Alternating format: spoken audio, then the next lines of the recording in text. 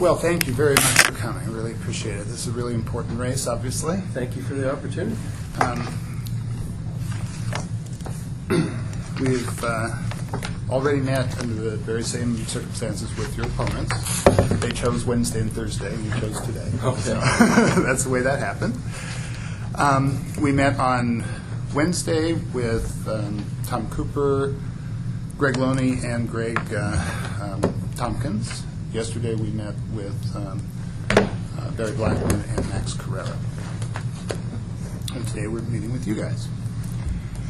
Have some ground rules to set. First of all, we want it to be a broad discussion, so everybody chime in if you have something to add. We don't know when this is going to run and what kind of format. Sometimes it probably will not be a typical, or what has sometimes become usual in election races, a question and then answers and stuff like that. It's probably going to be stories. But we don't know for sure. We haven't decided who's writing, who's not writing, whatever. We have to have everything on the record. It's all being taped. I noticed your Facebook page on your meets and greets says to come and ask some tough questions, and you've come to the right place. And the reason for that is that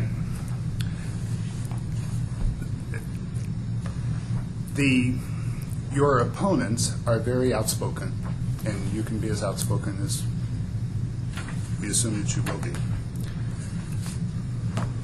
And we want you to know that some of these questions, maybe you're not going to like, but let's all take the high road right away now and know that this is nothing personal. These are coming from your opponents. And what we need to do is, because of the issue section of your website, they kind of have taken off their gloves, and they've said some things that we need to, out of fairness, ask you to respond to. So that's why, some of those questions will be the way they are.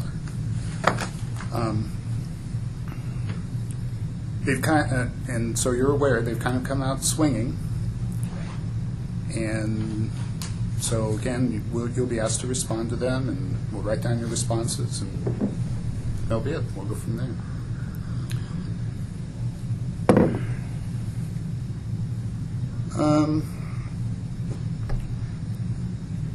At the end, and also, I guess, again, in an attempt to be fair, if you need to look something up or you need to get back to us or something like that, feel free to do that. And we may call you guys up with some follow-up questions, too.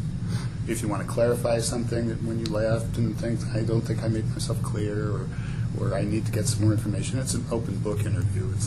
There's no gotcha questions here.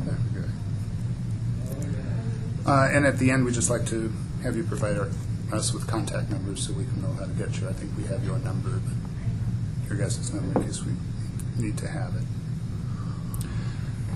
So maybe we can just start out with some of the information that you want to provide us. I think you have some there.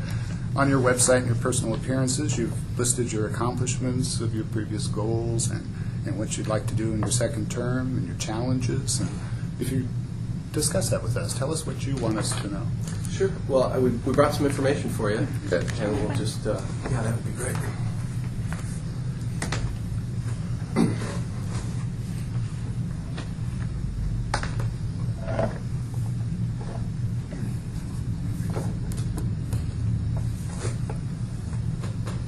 Well, as you know, in 2010, I ran basically on 3 goals that I got basically from local law enforcement and from talking to the community that I thought were important, and a promise to hold ongoing meetings to engage with the community. And in short order, we were able to accomplish all of our goals. We were able to provide 24/7 patrol coverage to the county, which had not been the case previously. That was done in an effort to both deter crime and to respond to crime when it occurs, in an effort to make our community safer. As you know, we reestablished our patrol canine program with 2 dogs that were purchased with community donated dollars through the Sheriff's Foundation. And to date, they've been very successful. There have been many felony fines and arrests that are attributed to our canine teams. I think they've been a great asset to our crime-fighting efforts. And in partnership with the Walla Walla PD and other local law enforcement and community groups and social service folks and schools and parents and teachers, we established the Walla Walla Valley Strategic Gang Initiative. And I think that the initiative meets the goals of modern law enforcement, that criminal gang activity and surrounding activity is not something that a law enforcement agency can arrest their way out of. There needs to be a community approach for prevention and intervention, along with strong suppression and enforcement. And I think that we are in the building stages of that. The Community Investors Group, the Youth Alliance, Community Council, and others have been very supportive.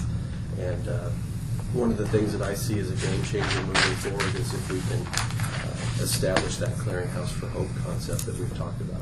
Right now it's kind of in the virtual stages, but I know that we're researching actually having a physical location for a Walla Walla clearinghouse for hope, a physical location where these people can come and get hooked into the services and the kinds of help they need. And I think that will provide the hope that a lot of these at-risk individuals are looking for a better life.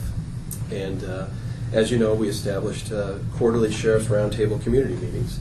And there's 4 meetings per quarter in all areas of Walla Walla County. And I really believe that it is my job to engage the community and to go out into the community to get as informed as I can as to how we can serve them better. And that's the purpose of those meetings. It's difficult to make informed decisions if you're not informed. And I really believe that it's my job to go out into the community to see how we can serve them better, to see what their issues are, their fears are, what are they experiencing in their neighborhoods and communities, so that when we come back and make decisions about resources and deployment, we can take those things into consideration. And they've been very, very well received and very successful.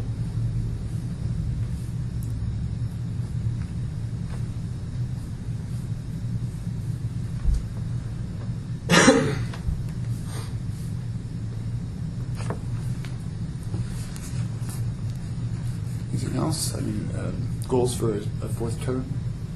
Well, I think that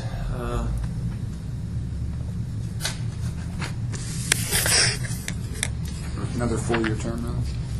2nd term? well, in the 2nd term, we would like to continue our gang prevention, intervention, and strong, competent enforcement. I think that our community is welcoming of those efforts.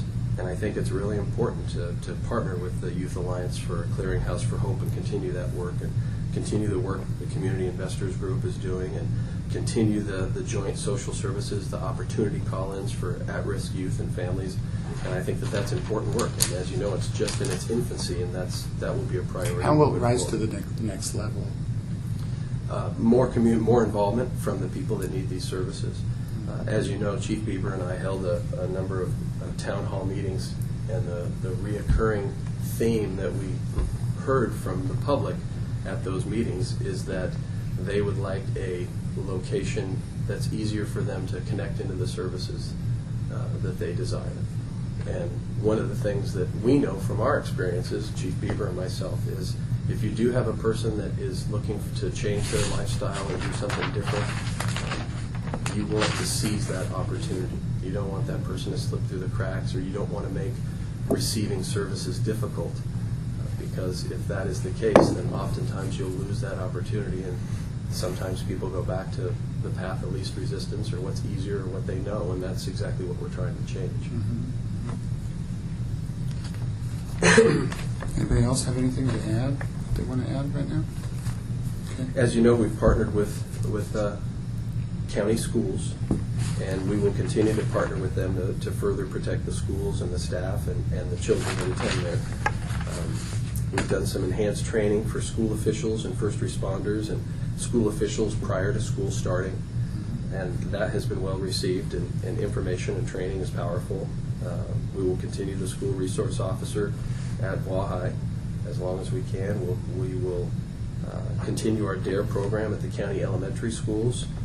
As you know, when it looked like funding for the DARE program and that money was running out, we partnered with Crime Watch, Walla Walla Area Crime Watch, and our search and rescue team, and now we have an annual, and the Elks, and now we have an annual Dare spaghetti feed on Halloween night, and we held the very first one last Halloween. The idea was you have so many families with kids trick-or-treating downtown, and maybe feeding those families is difficult on a Halloween night where they're trying to get from downtown to trick-or-treating or to the next party, and it's a convenient location downtown at the Elks. They've been great partners, and we plan to continue that because that funds our DARE program. And I think being in the classroom and touching kids at that 5th and 6th grade level, as Deputy Edwards does, is really powerful. We have lots of personal testimonies here in our community about them remembering the lessons learned from their DARE deputies, and getting in there and talking to those kids, I think, and having a positive role model for law enforcement is so important, and we'll continue to do that. We also created a newly established sheriff's office at Columbia Middle School out in Burbank. Yeah, I was going to ask you about that. Our substation historically has been and still continues to be at Station 54 out there in Burbank. And we do need that substation, but oftentimes, particularly during the hours that school was in session, deputies would go to that station and kind of be off the radar, as it's not on the beaten path and they didn't have much community contact. And so we got the idea that if we partnered with the school district and had an office right there on the school campus, that deputies could do their work at a computer terminal right there at the school and be a positive role model and interact with the children that attend there and the staff.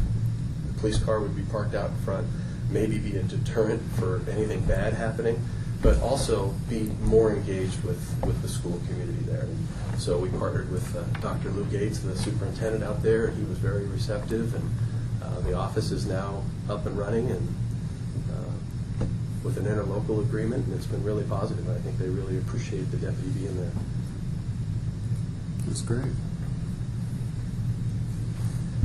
We're always going to work on trying to increase our efficiencies, our effectiveness, our professionalism. One of the things that we'll do moving forward is we have two canines, Goody and Farrell. And Farrell is currently cross-trained as a patrol dog and as a member of our local regional SWAT team, and that's already been accomplished. Okay. And Goody is a patrol dog, and our goal is to cross-train him as a narcotics detection canine. And I didn't want to do that until I knew how I-502 was going to turn out, because as you know, traditionally police narcotics detection dogs are trained in the big four, marijuana being one of them, and that creates an issue because of the new law. Right. So we didn't want to train the dog prior to I-502 in the big four and then have an issue to deal with. So we held off on that, got the dog certified as a patrol canine, and then moving forward, Goody has shown that he has the abilities to be cross-trained, and we'll be getting those hours in to get that done. Will that be picked up again by the Sheriff's Foundation, the training cost? No, the Sheriff's Foundation focuses on the purchase of dogs and equipment, and there's always been a line item at the Sheriff's Office for care and maintenance of the canine program. That's not something new. That's always been the case. So it was that way with all the previous dogs. So And there's already a current line item for training costs? we can do that within our budget, yes. Have you already got an estimate on that? Of what? Of what the training cost would be? No, not with me.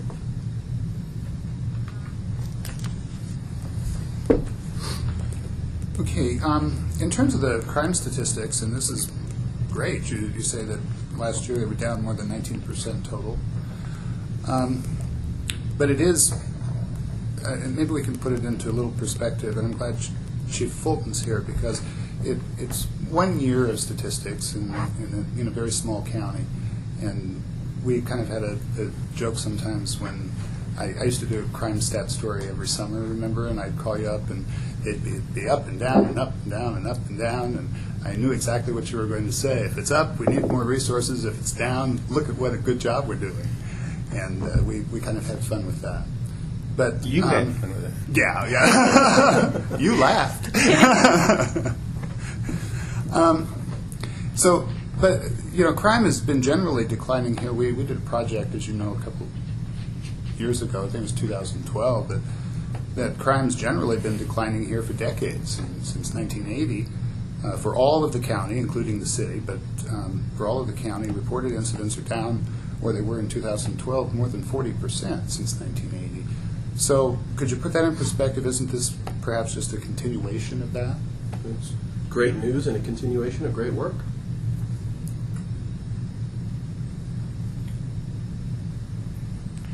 The opposite of that would be if the crime rate was up. I think that would be your question as well. What the heck are you doing? That's what the other campaigns would be talking about.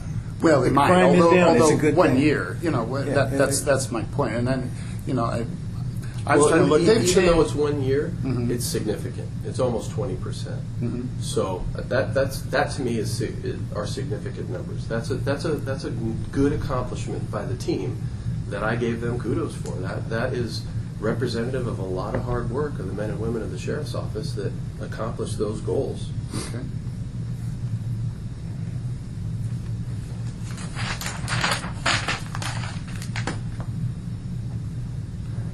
Now, drug crimes are not included in that. How are we doing there? Do you know? When you Well, you say in your drug 19, crimes, are you talking in about? your 19%? But I mean, they have I think they've changed this, haven't they? Changed the format of They've gone from UCRs to NIBARs. Right. And right. that's why comparisons of current NIBARS years with past UCR. Well, did you read the notes from WASPIC and everything? The National Incident-Based Reporting System and the Summary Reporting System are different reporting methods.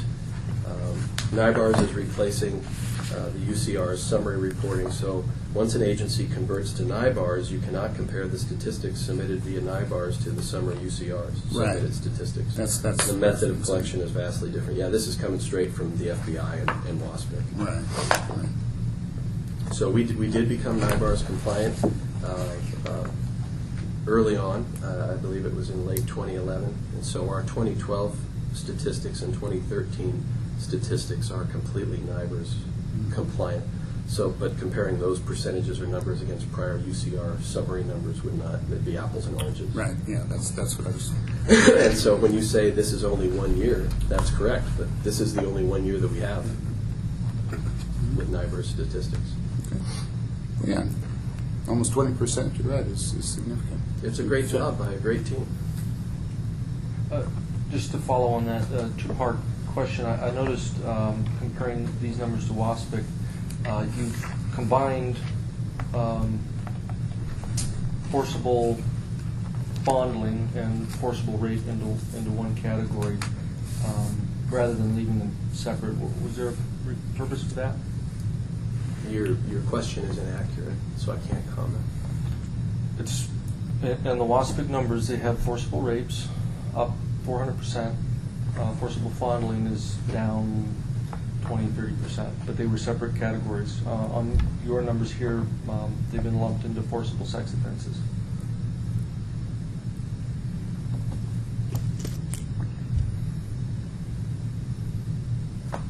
Well, all I can talk about is the NIBARS numbers that were presented to me from our records folks. This is straight off the system, so I have no knowledge of that. All right. And Speaking about gangs, you talk about your accomplishments and all the things that you're trying to do to partner with other agencies. Well, we haven't tried. We have. Right. We are. And you're trying to deal with the issue, and you are dealing with the issue. I understand Yes. that, but it's an ongoing process, as you mentioned. Oh, very much so. But your opponents are saying when you do this, and again, where all of these questions come from are tough questions that we have to put to your opponents too. Oh, I don't take any offense, Terry. So that's. So just That's so we understand. Oh, I understand, and you prefaced them, and So since you took office, they're saying that we've had the first gang-related homicide by Benito Gomez. A couple were shot in a car at 6th and Moore. The shots fired in the houses, high-profile confrontations. One just last week down at Cenex. Shots fired here at First and Walnut. And so, what do you make of this perceived increase? Is it just summer, or how do you respond to that? It seems like things are getting a little heated up now, just when you're trying to talk about your accomplishments. Any thoughts about that? I'm not exactly sure what you're asking, to be quite honest. I'm just asking you to talk. We did have a gang-related homicide in January. That's how we started this year. Right. And I think that how we responded to that crime is a perfect example of our partnerships with the Walla Walla PD and our zero tolerance for that type of behavior in our community. When you compare it to no homicide is the same and no investigation is the same. So it is really difficult to say, well, in the past, in this case, and talk about it. But we did have a homicide out in Burbank prior to me becoming sheriff, and that homicide is still open, and we don't have anyone in custody. When we had this most recent homicide, I think that the way that we handled it and the partnership with the Walla Walla PD led to a very successful outcome. It went from a complete whodunit crime with a young lady that had been dumped on the side of the road, and us not even knowing who she was, to having a motive and weapons and suspects in custody within a week. And it took us through several counties, the investigation, and as you know, culminated with the SWAT call out up in Spokane with their help. And I think that that's an outstanding job. And I think that is the type of message that we should be sending to both the criminal element in town, that if you step out of bounds and you commit those types of activities, they won't be tolerated, and we are going to partner together, and we will come get you and find you. But it also sends the right message to our community that we will pull out all the stops and do everything we can to keep them safe. And so, was it a tragedy, and did we have one? Yes, absolutely, we did. There's no denying that. Mm-hmm. But I think the positive message is how we responded and how we solved it so quickly. And that's something that, quite honestly, didn't happen in the past. The other incidents that you mentioned, as you know, occurred in the city. I understand that. But you do a lot of assisting in the city, helping the city, and you're chief law enforcement officer of the county. We have a great relationship with the College Place PD, with the Walla Walla PD, with the State Patrol, with Fish and Wildlife. I'm really proud of the relationships that we built, and those relationships help our community from, ground level troops on the ground, the peace officers and the deputies, to the relationship that I had with Chief Fulton and the current relationship that I have with Chief Beaver. It's very, very strong. We have a really good working relationship. Mm-hmm. Okay. Can I make just a comment? Sure. I'm assuming the assumption is from the other candidates is that if he's doing such a great job with his gang program, we shouldn't be having these things.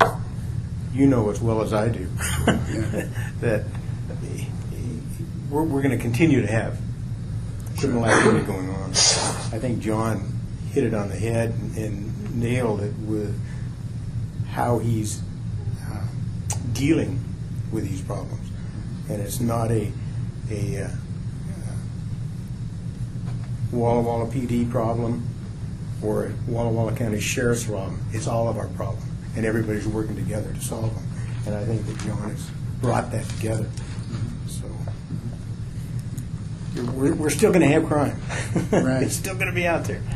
That's why we're always going to need a sheriff. Right? We're going to need a police chief. We're going to need a judge.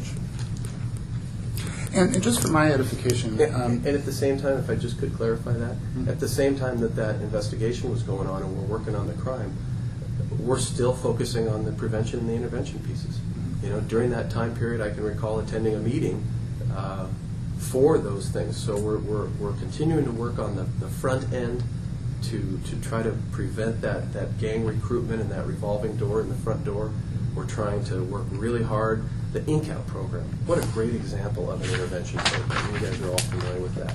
I mean, an opportunity for someone who's denounced that lifestyle, would like to get on with his life, but has a socially inappropriate tattoo or a gang tattoo that would like to have that. I mean, we're one of the only communities in the country that have that. That's the type of partnership, and those are the types of programs that are being built here that I'm really proud of.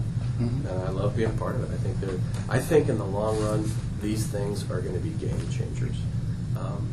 Dr. David Kennedy's work, a lot of this is patterned off of Operation Ceasefire, which is David Kennedy out of Boston, and the communities that have adopted his work and done it, you can go online and research it, has had really good outcomes. And I think what we're doing by taking more of a holistic community approach and partnering with parents, teachers, schools, social services, nonprofits, law enforcement, and all sitting down at the table has been really positive. One of the most positive things that Chief Beaver and I recognized at some of the first meetings was that we have a wonderful community with a lot of really great programs, hardworking people doing good stuff. And when we first sat down at the Chuck Fulton room over at the police department, there were people in the room doing similar type work that did not know that the other person existed. They're like, oh, I totally have to talk to you after this meeting because, and that's what I'm talking about, is being a facilitator to bring all that together so that the effort moving forward is more symbiotic. And I think that's powerful. And I think when we pull this together and we have a clearinghouse for hope and we have actual human beings that can tap into those folks, I know in my heart that it's a game changer. One of the things that we heard from one of the kids, I say kids, he's now 19, but at the time he was a high school student trying to go to Waha. And we've got that flyer, where do I go for help, and it lists all the different places and has acronyms. He said, I was 16 years old. I didn't know what those places did. I didn't know which number to call. I called a couple of the numbers, but it went to a voicemail that said, leave your number or your email and we'll get back to you. He said, I was 16 years old, living in a van with my mom, wondering where my next meal was going to come from and how I was going to get clothes for school the next day. He said, I don't have a voicemail. I don't have a phone number. He goes, I called it several times. I never got through. He goes, I just stopped. Those are the types of people. If we had a physical clearinghouse for hope location with actual human beings, that kid could come in and say, here's what I'm going through. Here's what I need. Here's how I need help. And somebody could go, I know exactly the person, and pick up the phone and call and start making those connections and everything. That's a game changer. That's exciting.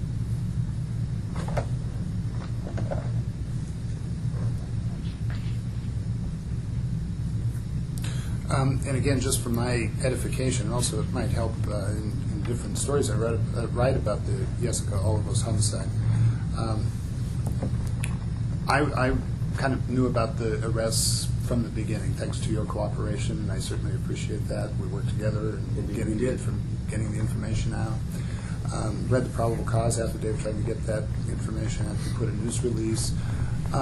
There might have been some reference to gangs in there, but it's become very clear, at least in subsequent documents and interviews with the prosecutor's office and motions and discovery that's been filed in the court, that the motive at least had to do with drugs. Right. And so when you talk about gang-related, you're talking about these being gang members or affiliates who were into drugs. Is that what you're referring to about this being gang-related? Well, as you know, it's ongoing, and it'd probably be appropriate for me to comment about the details of the case. But yeah, I mean, you read it. You know what we're usually when you say gang-related, it's kind of like the people think of the Cemex incident where we have two rival gangs fighting, and that really doesn't appear to be the case in this regard. Uninformed people do make judgments about what gang activity is. Mm-hmm. Those of us like yourself that have intimate knowledge, and those of us in the criminal justice field, when we think of gang-related, we know that there's a whole lot of criminal activity that occurs in the gang lifestyle, or when you get into that type of activity. So it could be a narcotics-related homicide. It could be an adult gang member furnishing alcohol to juveniles. It could be a sex crime. It could be human trafficking for pimping and pandering. It goes on. Burglarizing. Yeah. Vehicle prowls. It could, you name it. Yeah. It could be a crime that is a violence that's occurred to try to become a member of the gang, because that's a method rather than getting jumped in. Right. I mean, there's a number of different types of criminal activities that gangs and gang membership and gang associates participate in. And those are the types of activities that we're trying to prevent with these programs. And those are the activities that are more appropriately addressed when they're in their smaller, more infancy stages. And I use Yakima as an example. I've had long conversations with Sheriff Irwin of Yakima County and talked to some other people that have been around there for a long time.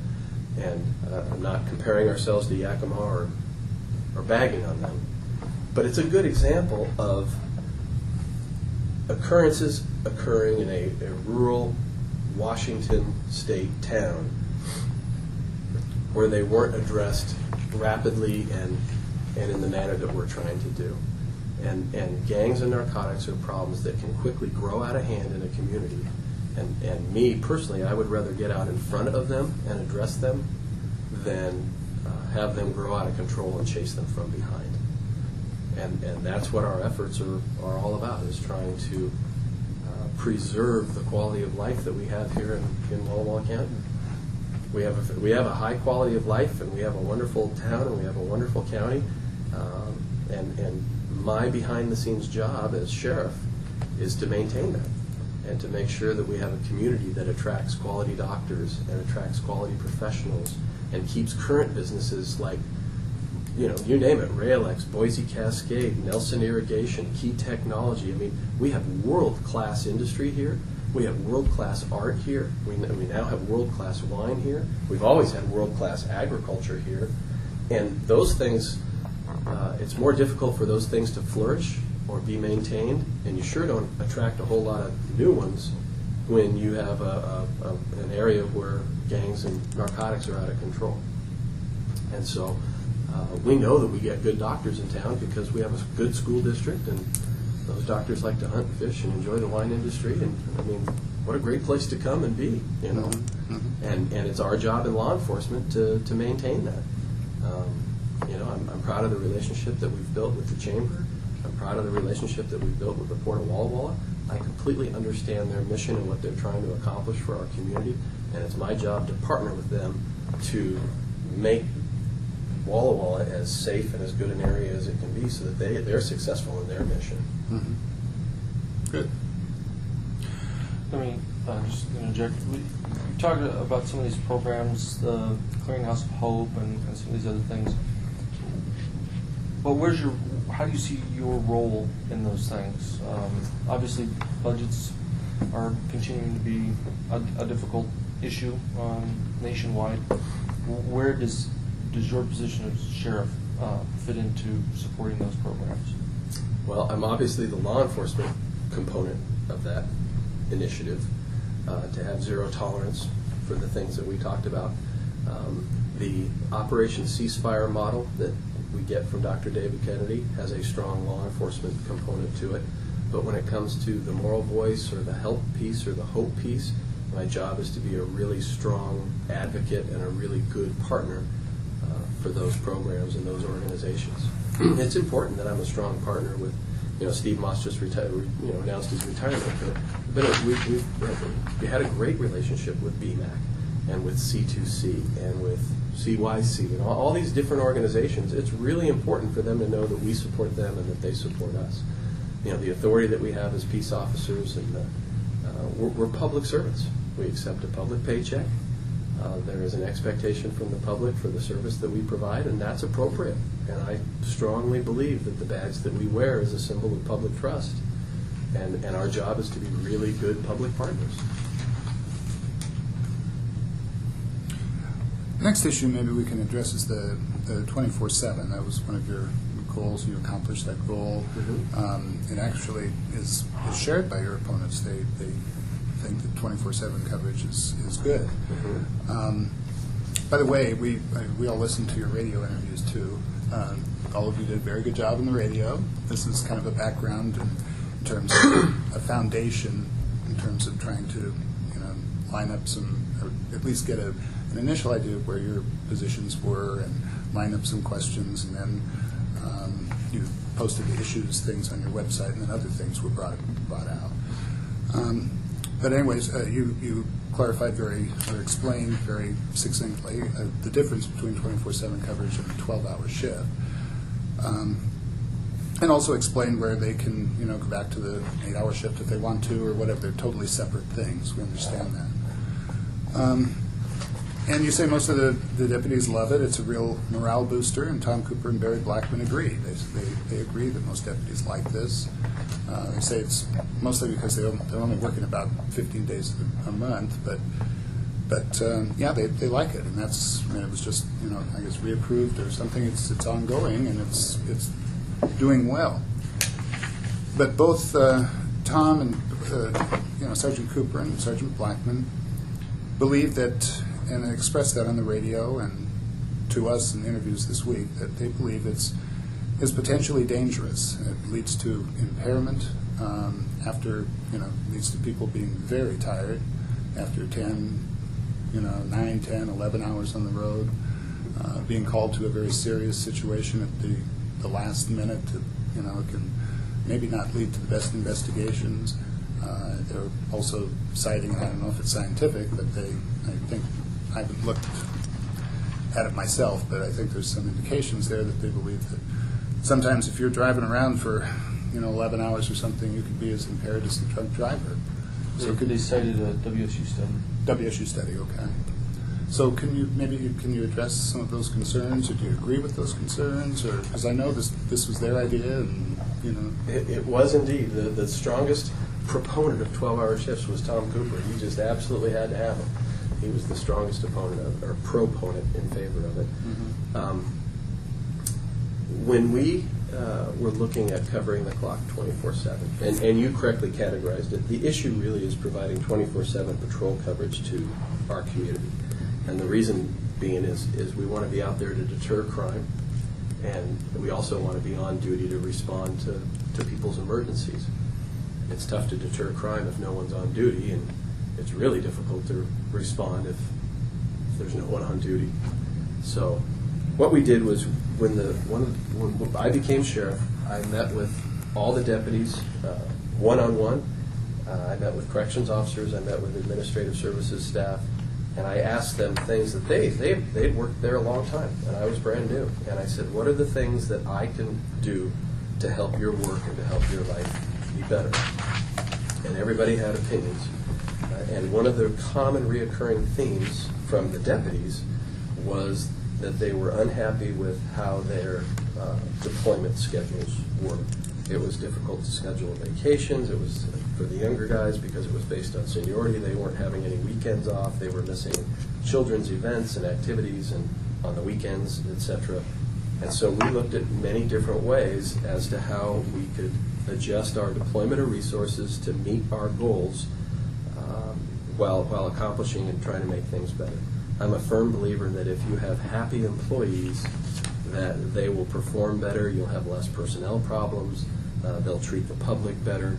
I mean, my goal is to make life as good as can be for the deputies so that they can go out and make life for everybody else as good as can be. So when we met as a committee, we formed a uniform committee to work on uniform and equipment issues, and then we also met for this 24/7 coverage thing. And together we came up with 10 goals that we wanted, whatever schedule we came up with, to accomplish. So the first goal was to increase deputy safety. That deputy safety, guys going home to their families, is paramount. Number 2 is we wanted to instill a greater sense of team and teamwork, i.e. they all start their shift together and we all ensure that we all get home safe each day together. That was goal number 2. Goal number 3 was, as much as possible, ensure that patrol deputies are no longer working all alone. And what I mean by that is that was a contract interpretation. The deputy's contract prior to my being sheriff and currently state that the minimum number of deputies that will work is 3. 3 is minimums. The way that was interpreted previously was, and again, this is third party, I was told this by people that work there, I wasn't employed there, but my understanding is that as long as 3 were working during the day, that was the minimum. So they started their shifts in a staggered fashion, and then as it got later on, they would end in a staggered fashion. So First shift would come on and one deputy would be out there by himself, and then an hour or so later the second deputy would come on, an hour or so later the third deputy. By the middle of the day you had several deputies working, and then that would taper on as the clock got later, and then, as you know, we had a gap in the middle of the night with no one on duty. Well, if you were that last guy on at 3 a.m. and you get a hot call, you're the only guy on, and you were expected to go handle it. And I thought that was possibly a violation of their contract, because there's not 3 people working on it at that time. There's 1 at the beginning and the end, or there's 2. Well, that's not 3. And from an officer safety standpoint, I thought having guys out there by themselves was just not fair, not right, not safe. So, and they agreed. They said, we'd really like it if we weren't out there working alone anymore. So that was number 3. Number 4 was to develop trust, leadership, initiative, supervision, and accountability. And that goes along with the 4 empirical traits of supervision and leadership from the IACP and WASPIC, to mentor, to model, to nurture, and to empower. We talked about that. Number 5 was to provide 24/7 patrol coverage of the county. Number 6 was to actually have roll calls where we have shift briefing at the beginning of each patrol shift, where the team begins their team as a shift. And that was different, and something that I thought was important and the deputies really thought was important. In the past, deputies would go 10-8 or go available from their driveway as they came on shift. Hey, I'm 10-8, what do you got? And for a period of time, or maybe depending on their workload, the whole day, they never really got briefed. They never talked with their teammates. They never knew what had occurred the previous 2 hours or 12 hours or 24 hours, because there was no roll call or shift briefing. And rarely was there any daily ongoing training of an updated Supreme Court case decision or Washington State Supreme Court case decision or anything like that. The onus was on the deputy to come into the office and brief himself, as opposed to being briefed by a supervisor. That was the way it was explained to me. So I thought it was a good idea that we all meet together as a team, with the exception of the Burbank deputy who does it virtually, and start with a roll call where the supervisor gets briefed by the offgoing supervisor. Hey, what's happened on the shift before? What are the wanted people? What's the city got going? What are the wanted cars? Has anything been stolen? And then pass that information on to the oncoming shift, so that when they go out on duty, they're armed with the most current, pertinent information that they can for crime-fighting purposes. And it also has instilled a sense of team. In law enforcement, it's really important to know that your buddies have your back and that you work together as a team and that you problem solve as a team. And oftentimes I heard from deputies the way that it was, that they'd go a period of days, maybe even work an entire week, and not see another deputy. That's not exactly the concept of team that we were looking to instill. So by going to a different deployment system, we were able to accomplish these briefings. Number 7 was their goal, that they wanted more days off per month. They wanted more family and friend and personal time. They knew that they would be working the same number of hours, but they wanted the feeling of more days off per month, and either that 10-hour shift or 12-hour shift. 8, they wanted it to be fair and equitable to all. Even the senior deputies recognized, hey, I'm getting the great days off here, and I'm getting the great vacations, because it's always based on seniority. And we're a small enough agency that there's not a whole lot of movement, and so if you're the youngest guy, you could get stuck for a long time. And they wanted it to be fair and equitable to everybody. Number 9, they wanted to provide for quote-unquote payback training days throughout the year. Oftentimes deputies were sent to training on their own, and they would train with members from another agency, or they would watch a video or basically get their training hours, a minimum 24 hours per the state, per CJTC. But oftentimes they didn't train with members of their own team. And so I had deputies during this meeting tell me, I've been on X number of years, and I have never trained on how to do a building search or a felony car stop with any of my teammates. So if we have to do this together, it'll be the first time that we've ever done it together.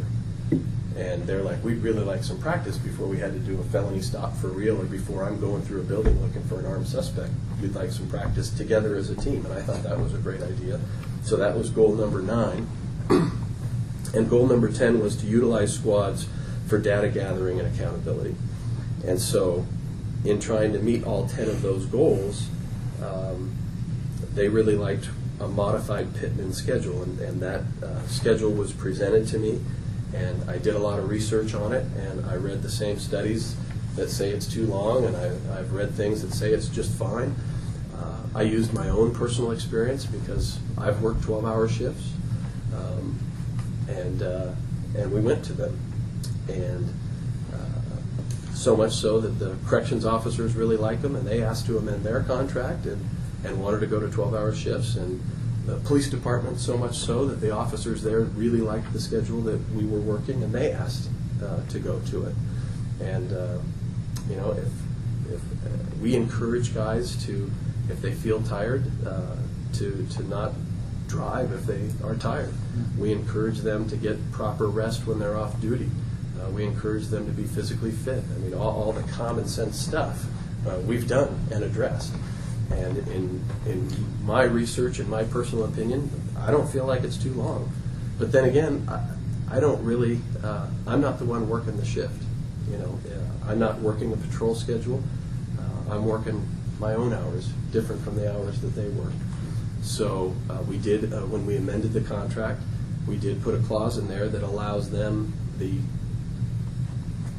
availability, the method, that if they believe what you said, Terry, that it's dangerous, it's too long, it's whatever, they have a way to get out. They give me notice, and within a certain number of days, we revert back to something else. And the 12-hour shift is not a make it or break it deal for me. I want something that works for them. I want something that's good for the employees, and I want something that's good for our community, i.e. 24/7 patrol coverage. If I was Barry or Tom, I'd probably be saying the same thing that they are, that it's dangerous and the sheriff is jeopardizing our safety. But my response to that is, several times now I've done surveys, both informally and formal surveys, of are we still accomplishing our 10 goals, and given our current resources at the sheriff's office, are we doing it the best way that we can, or would you like to see something different? And every survey has come back almost entirely unanimous in favor of keeping the 12-hour shifts and doing it the way they were. So I think if the group thought that it was unsafe or they were unhappy, I would have heard about it through the survey. And if they are, they have a mechanism to change it. And if they came to me, I've told them, hey, this isn't we're going to have 12-hour shifts and this is the way it's going to be. This is we need to accomplish these 10 goals. I agree that these are important goals. How's the best way to do it? And we did it together as a team. And everybody agrees with that. I mean, Cooper and Blackman both agree that it's popular, that it's fine. They just have these concerns. Well, I'd be saying the same thing that they are if I was them campaigning against me. So that doesn't surprise me. Clarify this 10th goal: utilize squads for data gathering and accountability. What does that mean?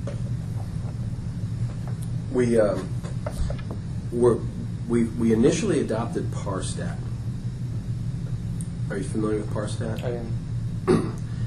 We initially adopted PARSTAT because I thought that would be a good way to deploy resources to address special problems, to keep track of criminal activity, and I'm a fan of PARSTAT. And as you know, the City of Richland Police Department utilizes it very well, won a national award for it. So we kind of modeled our PARSTAT on Richland PD. I reached out to Richland.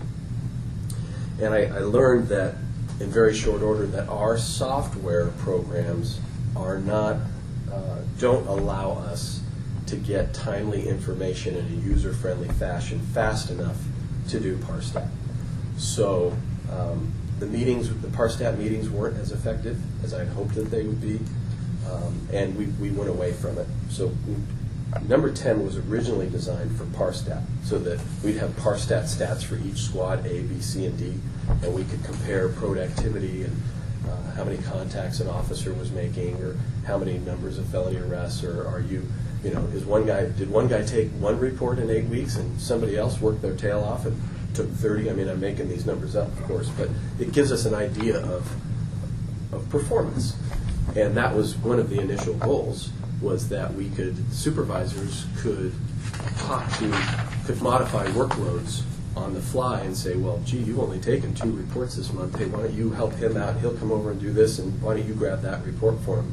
And it was a way for supervisors to try to maintain the workflow within their squads. And so to a certain extent, we've accomplished number 10, the best that our software and our technologies will allow us to accomplish it. But as you know, we're working with Westcom and the PD, and there's an RFP out to try to upgrade our CAD and our RMS, record management system software, and the CAD software. And if we are able to accomplish that and go to more of a Windows-based, more modern software through our current vendor or another one, then I think that this type of most of the vendors have what's called dashboards, to where you can bring up a map, or you can click on certain information, and you can bring up a map, and if you see from your reports it looks like an area is experiencing some burglaries, and you say, well, I'd really like to know just exactly what's going on. You could draw a square or draw a circle on the map, and you can click burglaries from 6 a.m. until 6 p.m. Monday through Friday, submit, and it'll instantly pop up information, whether it be in graph form or pie chart form or report form, and that's a very usable tool there. It's called decision-making software, and a lot of vendors call them dashboards. We currently don't have that technology, but that's what number 10 is geared towards. Now, from what you just said, this before we move, well, one of the things you talked about was the staff briefing meetings, where you've got 2 squads meeting and exchanging information.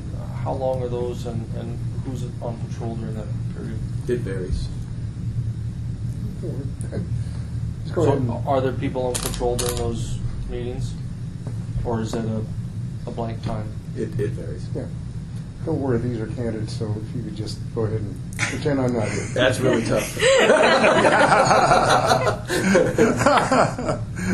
Something pointed at his face. He doesn't Yeah, like that's that. really tough. Pretend I'm not here and zoom it into your face. Okay, and I'm kind of confused about this, so maybe you can explain maybe what he's talking about. Interesting question. Tom Cooper says that, and I think he said it on the radio and things, that there are peak times with this 12-hour shift the way it is. So he says nobody's doing away with the 12-hour shift necessarily. They're going to tweak it, however. Maybe, I think Barry says that he might try to reduce the shifts a little bit, do some power shifts or something. But it's not going to be big changes. But he says that there are peak times that the sheriff's office is understaffed because of the way this shift is. Do you know what he's talking about? He says, like, we used to have more people, like when bars let out and stuff like that. We had more people that we might necessarily have now. Is that? That wasn't what I was told. That wasn't my experience. But again, yes, I agree. I'd love to have more resources. I'd love to have a 2-man gang, a narcotics team. We utilize a power shift, a Z squad in corrections division, and it's effective. And I would love to have a Z squad or a power squad. That'd be great. The key is that per their contract, we have a minimum of 3, and we barely have enough people to accomplish that. One of the things in the contract that the corrections officers would have liked to have seen was 1 more per squad. And I know the deputies have always told me, boy, I wish we had 1 more deputy per squad. We could do so much more. And I agree. But when you put it out in a matrix and you're trying to provide 24/7 patrol coverage to the county, and you only have so many deputies, that pie is finite. And we do emphasis patrol through the Traffic Safety Commission. We do different things. We've deployed heavy. When we knew that there was a gang issue and a gang problem, we do have the ability to bring people in on overtime to address problems. When the police department experienced that homicide over there near Chase and things were really hot and heated, they asked us for a little extra backup, and we adjusted our resources. So we have the ability to adjust our resources, and we have done that in the past. But I agree wholeheartedly. I would love to have more resources. That would Is be this great. kind of what happened the other night? You know, we just happened, there was shots fired, and we just happened to have a photographer go there, and maybe you saw the picture in the paper. First of all, the shots fired, we had a picture, and it just so happened that there were at least 3, maybe 4 sheriff's deputies right in the middle of town coming to investigate that or whatever. What do you know what happened there? I know it was it just an assist type of thing, or if they're there, though they're not out in the county, right? So we have adopted a philosophy in that our law enforcement community is spread thin. Chief Bieber will tell you he doesn't have enough resources. sure Chief Lippiani would tell you he doesn't have enough resources, and I would love to have more resources too. And so I think it's important when we have major incidents and major occurrences that we back each other up, because just like in this priority, deputy safety, officer safety, not having a law enforcement death is really important, and those things do occur.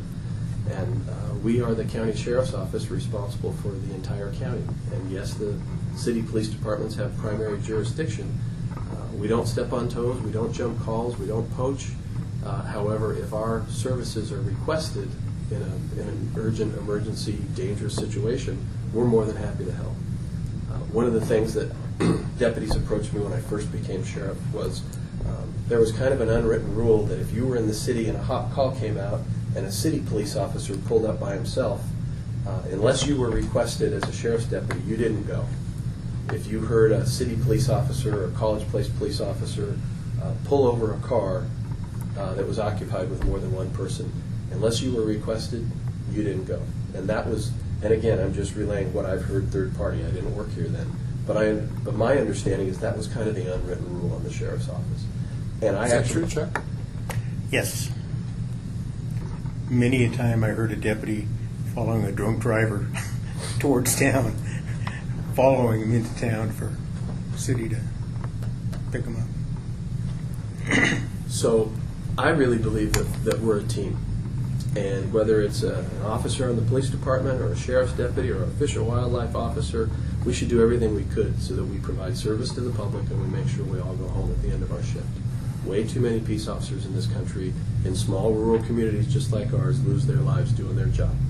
So I told the guys, we spend a lot of time in the cities because of our civil service. We serve a lot of civil papers every shift in the city limits of Walla Walla and College Place. And if I'm 2 blocks away serving a civil paper and I'm getting into my car after that civil paper service and I hear a city police officer get dispatched and go out on what could potentially be a dangerous call, I think it's negligent if you don't at least drive by. And I have no problem with them stopping and standing on the sidewalk for a few minutes to make sure that that officer is safe and to let that perpetrator or potential criminal suspect know, hey, there's more officers and deputies in the area so that we prevent one of those tragedies. Our primary, my guys know that their primary patrol responsibility is not the cities of Walla Walla and College Place and that they only have their own police departments. But on incidents like the one that you described, we do have a mutual aid agreement with those agencies, and when they call for mutual aid, we respond and help. Luke, I kind of think I know where you were coming from, where you were going with it. With what? With this, there's going to be dead times. That there's and some folk, some of the candidates are talking about power shifts. I know how easy it is to say this is what I would do, but once you sit down and you start plugging in the bodies into the slots, it's impossible to get there. Oh, yeah. With the staffing levels that both the city has, county has, College Place has. So it sounds good, but the reality is you only got so many bodies and you got to fill so many hours. That is true. Yeah, I can use other law enforcement agencies as examples, and my own personal experience when we had the luxury of running 5 shifts per day. We had a shift that would come on in the morning, and about halfway through that shift, another shift would come on. And so as the day shift was winding down, going into the PM afternoon shift, there was a midday shift that was out there that did exactly what you said. They covered it. While that group was winding down and putting their gear away, then the next group was sitting in a roll call room. They had an entire shift of officers out in the field. And then there was PM watch, and then about 1800 hours, 6 p.m., a mid-PM shift came on. And so you were constantly covered, with the exception of graveyard trading off to days. There was nobody came in at 3 or 4 in the morning. So that was the case. But we like Chuck said, I mean, we don't have those resources. If we did, that'd be great. It'd be wonderful, but we just don't. Anybody say? Okay. When another thing that you bring up, like on your website and in here, is the the false accusations that you're not a Washington State certified peace officer, I think that's pretty well established. Like, I am. You know, where it's kind of an old question, like where was Obama born or whatever.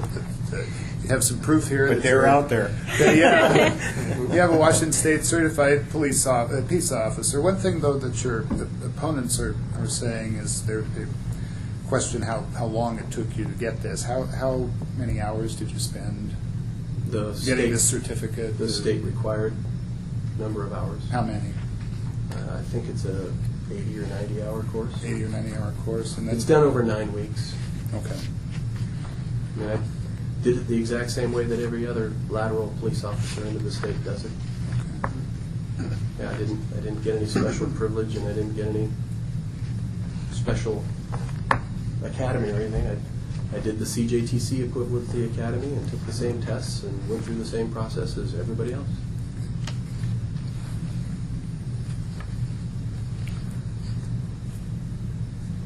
Also, one thing Barry Blackman brought up, he said that I'll just ask it this way. He doesn't think that you've ever really investigated a case here from start to finish in Walla Walla County. Is that true? Have you actually investigated a case?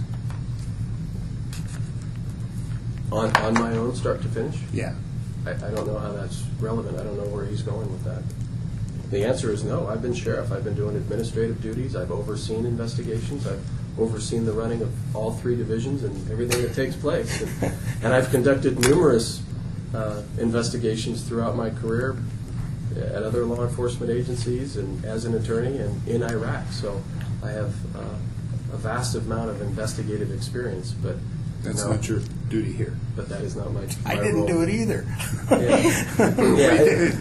You did before you became chief, and he did it before you became. And that's one of the things that you say. Well, your opponent said this. Well, yeah. And does that?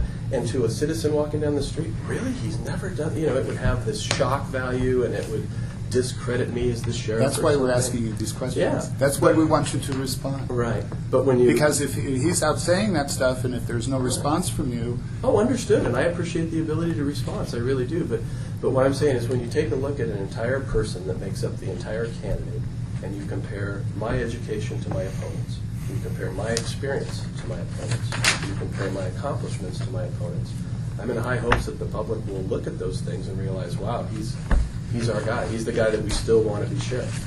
And we can go right down the list if you'd like. We can talk about, I'm sure you asked the opponents about their education. I'd be happy to share mine.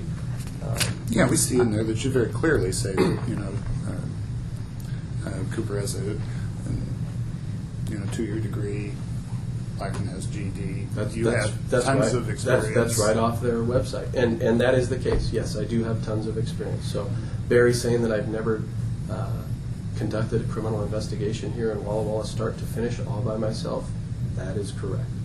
And you put it into perspective. But putting it into perspective, I think that I have much more, I know from a fact from being around him, I have much more investigative experience than my opponents at a much different, more complex, I've handled much more complex cases, I believe, than they've handled in their careers successfully.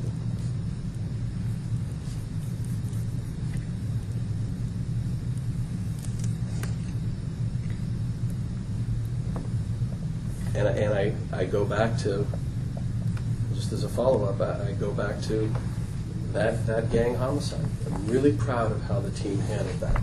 And did I do the investigative work? No.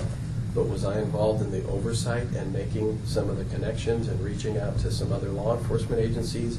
And did John King and I coordinate that thing and talk on a regular basis? And do I believe that the leadership that was provided and the nurturing and the empowerment of people and John King being in that mix result in the positive result that it resulted? There's no question. Absolutely.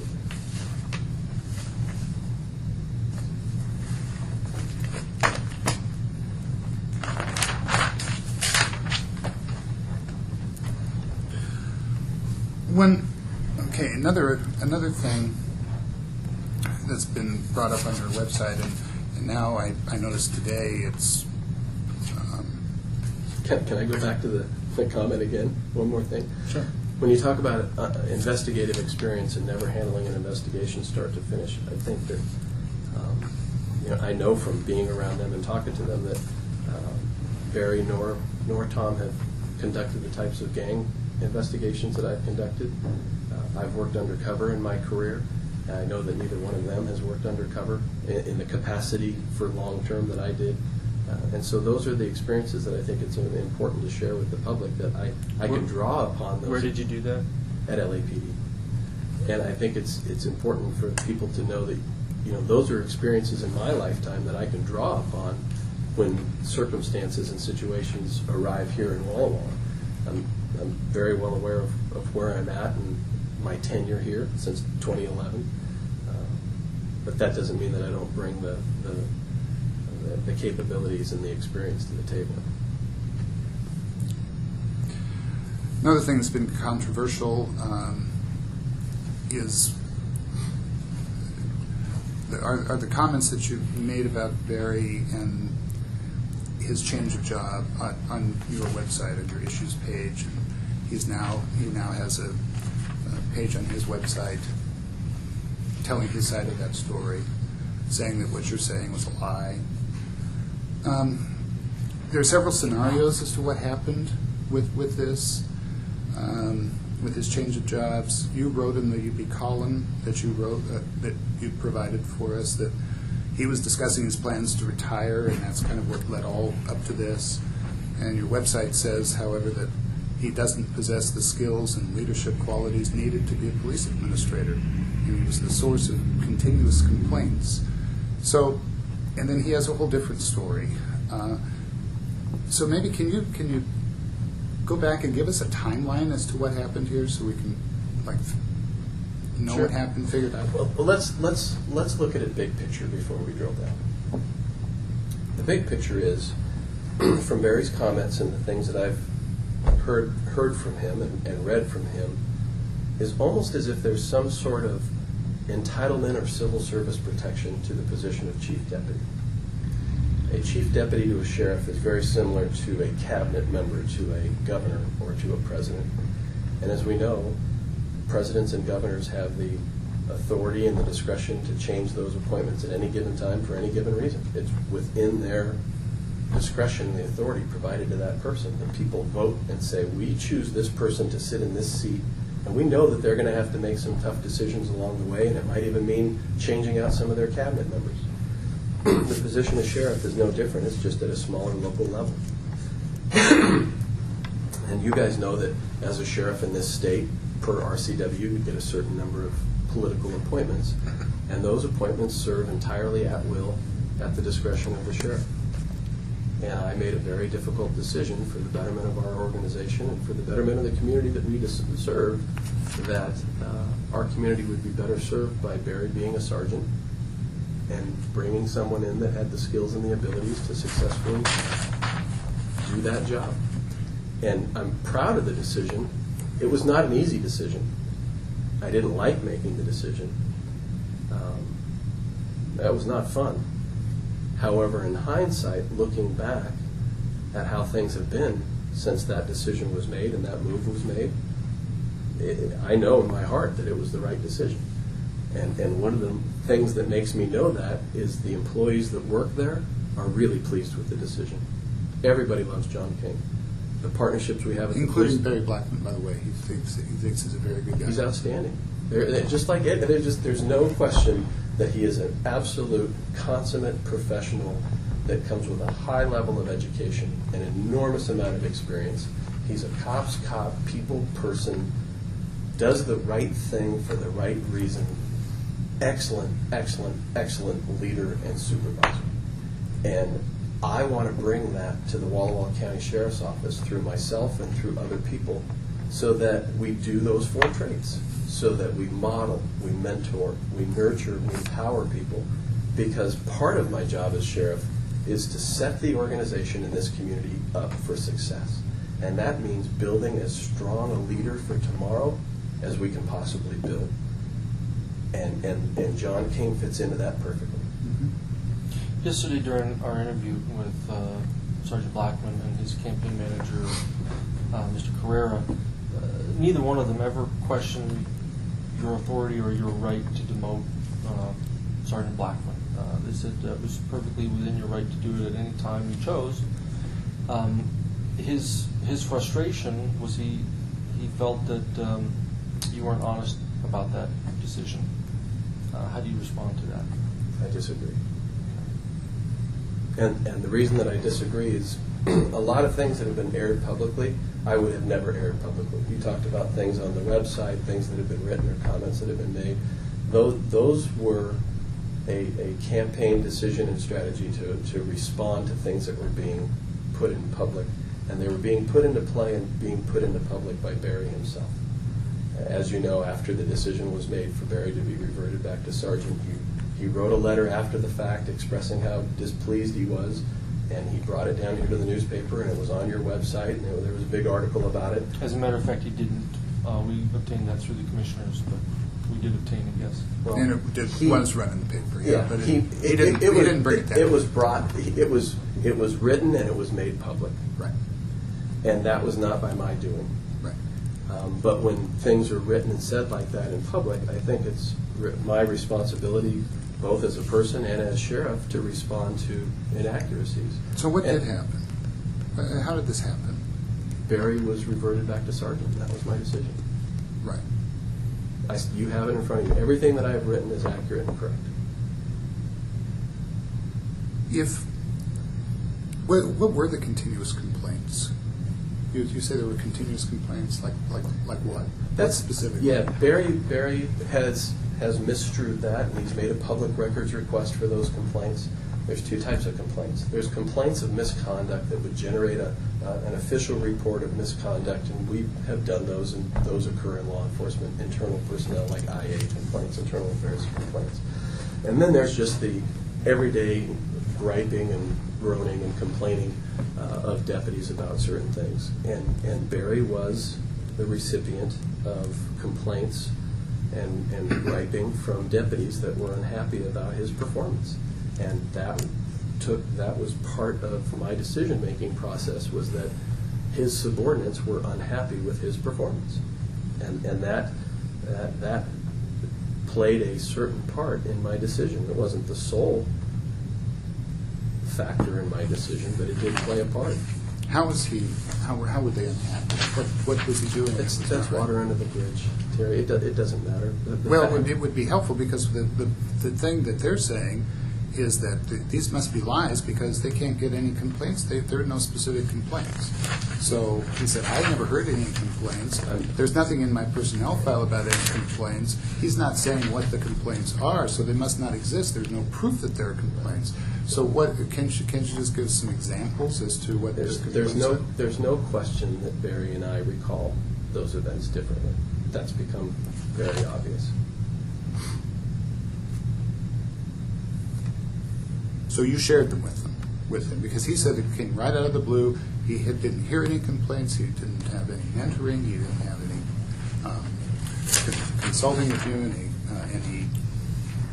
he had nothing. He didn't hear any of those complaints. And you're saying that's not true. That's not accurate. No. Okay.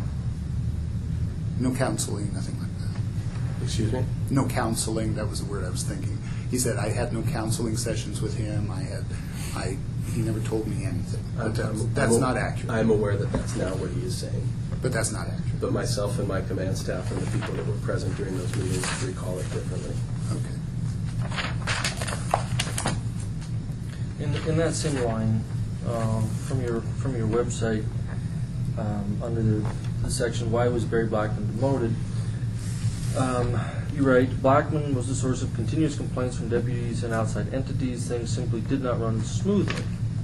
And as we scroll down further in the next paragraph, Sheriff Turner asked Blackman if his desire would be to stay and act as undersheriff if Fryer were to take a position elsewhere. Blackman replied he was not interested in serving as the undersheriff. Those two things seem incongruous. If he was the subject of complaints, why would you offer him? I didn't offer it in. I asked him if he was interested in it. Oh, okay. I said, well, Barry, I need a person who's the number 3 that's interested to step up. If Eddie's leaving, he's being recruited heavily, and he's considering some of these options. and I needed to know what my options were for a command staff. I never offered him the position. Right. But if he was subject to those complaints, why would you ask him if he was even interested? I asked him what his career goals and intentions were. I did not offer him the position.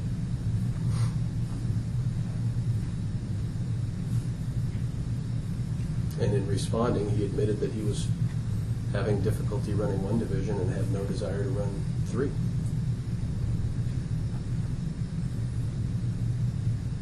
If he had said he was interested, would you have considered him?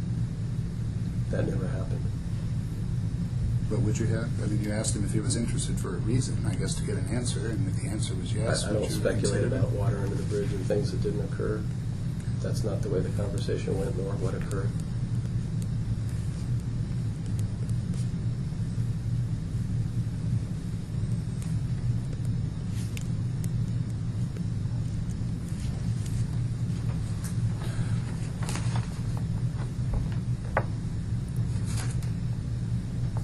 How did he take part in the interview process of John King and endorse him as Chief Operations Deputy? How did he play a part in that?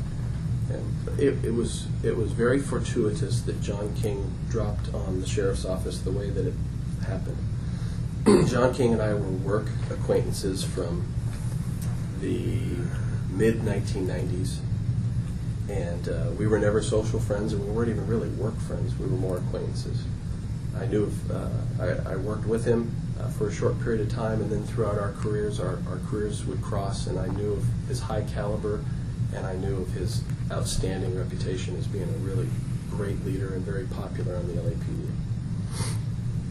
Coincidentally, when he became officer in charge of a section of LAPD's Gang and Narcotics Division, one of the detectives that worked for him was an officer that I had trained. And that officer, John King, decided that he was going to retire, and he has family in Vancouver, BC, and he decided that he wanted to be near that family for all the obvious reasons, and he also enjoys hunting and fishing, and he thought moving to the Pacific Northwest would be wonderful. So he reached out through our mutual friend and asked if I would forward his resume with a recommendation to other law enforcement leaders on the west side of the state in an effort to get a command staff job over there. And I did so, comfortably, knowing what a great guy he was. And I actually called some old friends to verify that he had continued to be a great guy, and that was the case. John came up and looked at some of those agencies and decided that the northwestern part of Washington State wasn't as great a fit for him, mainly because of rain and traffic. He didn't know there was as much traffic. One of his comments was, "I'm trying to get away from that, not move to more of it." And he called me and said, "Hey, how far away is Walla Walla?" And I said, "Well, it's about a 5-hour drive." And he said, "I'm on my way. I'd really like to see it. My wife and I have Googled it, read all about it, and then wine country, it sounds wonderful. We're going to come on over." And his story is not unlike many other people that have moved to Walla Walla. They instantly fell in love with it. And he asked what opportunities lied in this area for command staff, for law enforcement command staff positions, and I said, coincidentally, we might have a spot for you.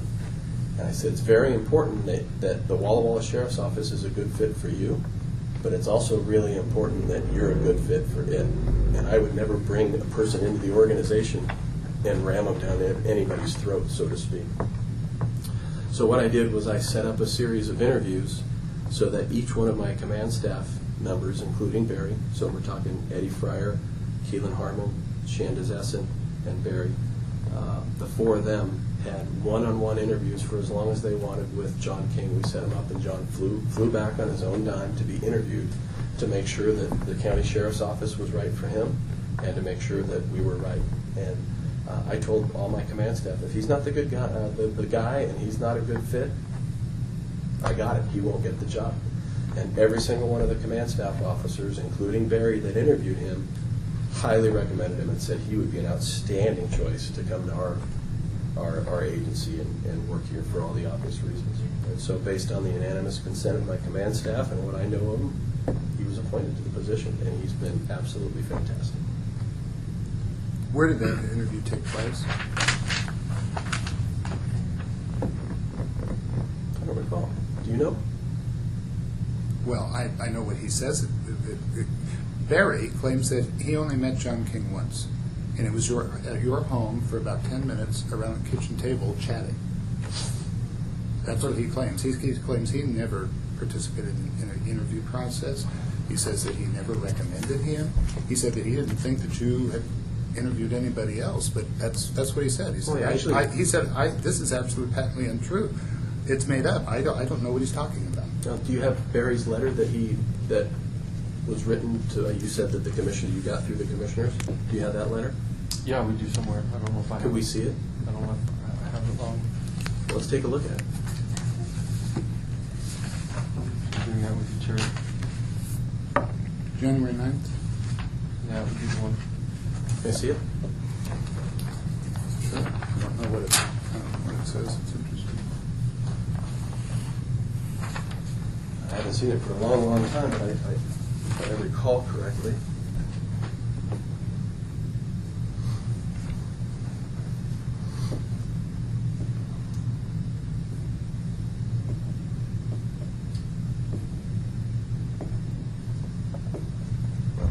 The first thing that points out is I'm reading this letter from January 9th, and the first thing that really pops out to me, and it's completely off point, but it says, Barry writes, I wish to clarify my position on your proposal regarding, we can just stop right there. There was never a proposal. He's an appointed position, and it's my decision. So there was never a proposal posed to Barry.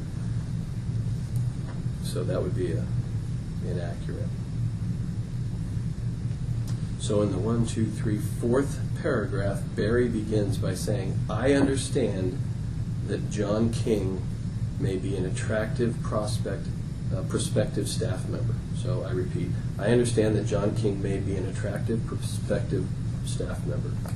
So he understands that John King is a very attractive staff member. I think in context, to be fair and on the record, he was still objecting to that appointment in the context of that letter. Oh, I understand that he's not happy. Okay, but that phrase you read wasn't an endorsement of John King. It was an understanding why you wanted to bring him in. But it wasn't an endorsement as far as he was concerned. By the same token, he's posted a letter of recommendation to a future potential employer as an endorsement from Eddie Fryer for sheriff. He's posted that. And Eddie's very clear. That was not an endorsement for sheriff. That was a to whom it may concern generic letter for maybe a potential future employer. And that letter was created because Barry advised us that he was going to be leaving the sheriff's office and he wanted letters of recommendation to go on to other employment. You read Eddie's letter, to whom it may concern. And it says, he may read the letter, it's self-explanatory. So I agree with you, Luke, wholeheartedly. So was a kitchen, a kitchen conversation? Was that the interview that you're referring to, or do you believe there was something else? Because I believe that they met, and I know that we had lunches together. I know that we had a long lunch, the group of us together at the Red Monkey, and I recall Barry being there. I know that they talked at the station. But several of the interviews did take place at my kitchen table because I wanted it to be away from work. I wanted it to be in a neutral, friendly, comfortable setting.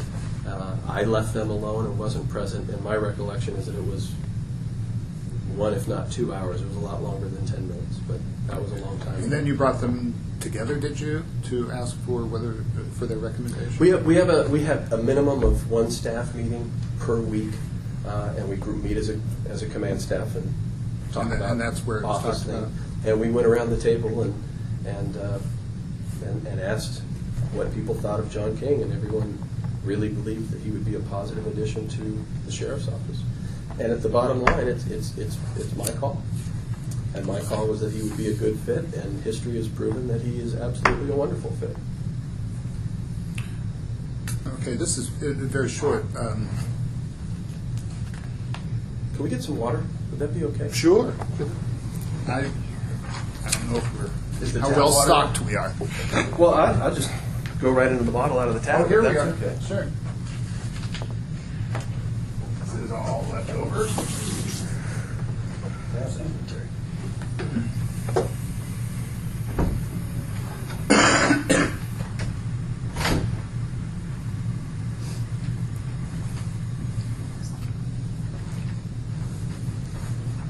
Do you want something?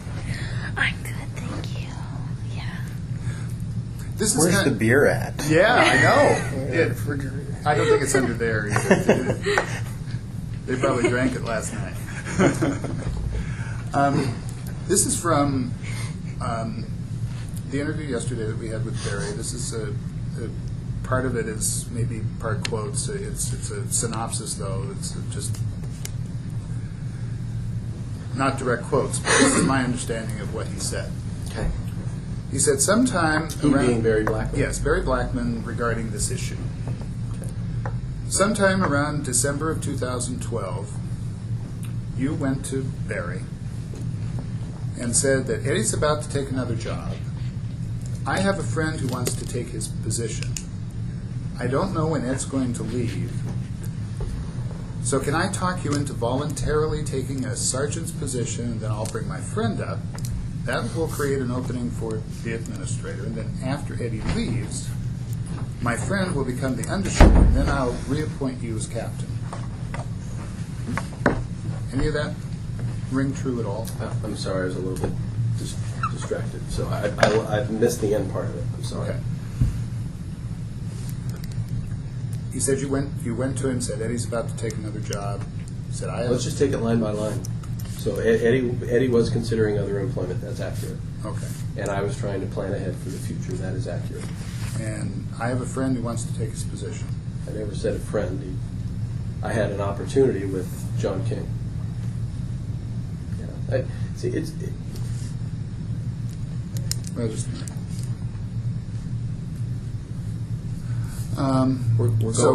let me interject here. Mm-hmm. We're going down a rabbit hole that has nothing to do with people's qualifications for sheriff. I understand that Barry recalls things differently than I. There's no question about that. And I also understand that I probably hurt his feelings, and I never meant to, and I'm sorry about that. But I made a command-level decision for the benefit of the sheriff's office and for the overall benefit of the community that we serve. And history, hindsight, has proved that that was a very good decision, one that was very popular with my team, other local law enforcement, and members of our community. And I stand behind that decision. How it was made and how he sees things differently has nothing to do with whether he's a better candidate than I to assume the role of sheriff. Well, So if we could get I would back agree. to I the will. relevant And points. I think we are going to get the relevant points. We can do it very quickly as long as we don't have to. Yeah, we don't have to. I can cover all that, Terry. We Barry don't and have I to- see things differently. We recall it differently. That's apparent. But that has nothing to do with him being a better candidate than I for sheriff. Let me use this for an example. Back to that. You have Chuck Fulton here, and you've got Judge Schott here, who was a prosecutor before that, and you have me with my years of experience, and you probably have your years of experience covering trials here in Walla Walla, wherever you've covered trials. I don't think anyone would disagree that you can have eyewitnesses to the same occurrence that were in good vantage points to see something, and when they recall what occurred, those stories can be very different. Oh yes. Now, that doesn't make either one of those people a liar. It just means that that's their recollection of how things went down. Right. And so the fact that I recall things differently than Barry, that doesn't make Barry untruthful. That doesn't make me untruthful. I agree that there are some things that we recall differently from a long time ago. But that has nothing to do with our qualifications as sheriff. It has nothing to do with the experience I bring. So you don't want to hear any more about It this? has nothing to do with Because accomplishments. the issue, I understand, but it really does when you're looking at a pattern, and that's kind of what we're going to get to. Your opponents are Are campaigning against talk me, yes. about a pattern of untruthfulness, and when you're talking about untruthfulness and lies and these various allegations against you, it does go to your veracity and character, which does have to do very much with the qualifications of sheriff. And so that's why I was going through this. You just want to say we disagree about I have the highest level of integrity and character. In fact, I believe very strong in the vision, mission, and core values that I drafted for the office. And I hold myself to those standards, and I hold everybody else that works there to those standards. And I'm proud of that. So yes, if I was Tom Cooper and if I was Barry Blackman, and I couldn't campaign against me on education, and I couldn't campaign against me on experience, and I couldn't campaign against me on proven track record of accomplishments, then I would attack my opponent's character, because that's about all that's left. And yes, I am having my character attacked.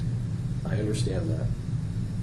But there's probably a reason why we're not campaigning on merits, why we're doing negative campaigning on character assassination. And I would assume that there's a reason for that, because if they could campaign at other levels, I would assume that they would. You're not attacking Cooper's character by saying that he hasn't worked for 20 months and he's on the L&I claim, and that's a fact. That's public record. That's a fact. That's something that he brought to you as a fact. In that article that was entitled "Sheriff Waylays Deputy," no one was waylaid. He came to the sheriff's office and said, "I am unable to meet the minimum requirements of the job. I am injured." And we said, "Okay." That's not a character assassination. That's a fact. So as Judge Votendahl wrote in his letter last night, you're not trying to portray him as a malingerer who's just on the public dole and going around campaigning and not working. And Who has said that? no, I'm just saying you're not trying to say that. I mean, on your website, I don't believe you'll find the word malingerer on my website. you don't, but that's what I want to make sure that you didn't mean. I want you to. I mean what I wrote. It's right there in black and white. He was not waylaid, retaliated against, or laid off. He continues to claim that he's too injured to work and cannot meet the minimum requirements of his job. He chooses to remain on his L&I work comp claim and paid sick leave as he campaigns for sheriff. He's been offered light-duty positions, which he declined. Cooper's received a public paycheck and benefits, yet not worked a full-duty as a full-duty peace officer for over 20 months. Those are pretty negative things, and you say they're factual, and I guess they are. If you interpret them as negative, then you can interpret them as negative. And you don't. They're factual. Okay. And you put them in there, obviously, that you thought it would Things you help quoted, your campaign. Jerry Votendahl's. This is saying that it implies that he's been terminated. In Yeah, Jerry that's not- Votendahl's, and that's not true. Is that a lie? Yeah. Okay. Because that's not true. Right? It's not true. Right. So that's a lie. Right. And if you want to, no, I won't go there. And you know, I was noticing that Rob Bletham's name is on Barry Blackman's supporter list. Well, it's not anymore, and you know why that happened? Well, And we asked Barry Blackman about that. That's one of the tough questions we asked. I saw it on Barry Blackman's supporter list about 2 weeks ago. I called Rob and said, in his office, and said, "Wait a minute, how come your name is on Barry Blackman's list?" He said, I don't even know Barry Blackman. Yeah. He said, "I don't know Barry Blackman. I have never met Barry Blackman." So what does that say to their character? And we asked Barry Blackman that yesterday, and he said he checked into it, and there were a couple others apparently who were on that list.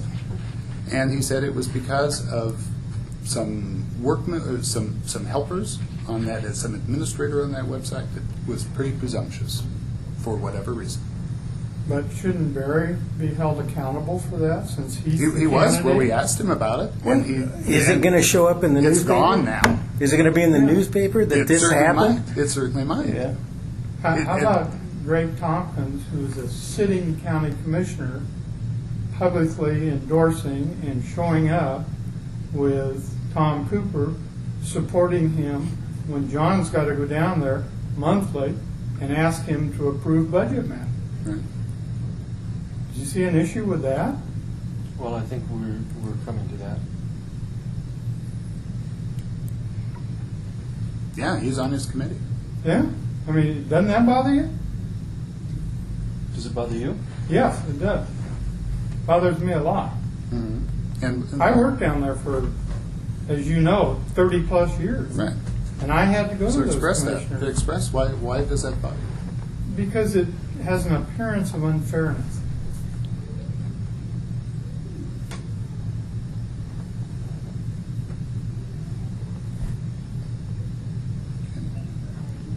In terms of the budget process, in terms of... In terms of an elected official who somehow controls part of your ability to do your job, budget, openly and publicly supporting an opponent against you in a re-election campaign while that public official is still in office.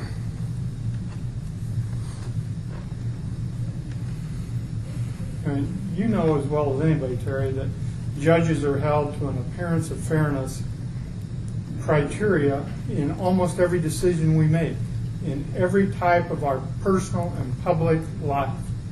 If I go to church and sit next to a litigant in my court, it may have no effect on my ability to decide that case fairly, but it doesn't look good, right? Absolutely. And I would could get a judicial conduct complaint filed against me for doing that. Mm-hmm. If I show up at a political rally for a party, whether it be candidate for sheriff or whoever it is, and I'm a sitting judge, and that party meaning political party, Right. that personal party, if they're in my court, does that look right? Mm-hmm. I It's an understand. appearance of fairness problem. Right. Why doesn't that apply in this campaign? Well, for one thing, I suppose, are you implying that this is a violation of any law?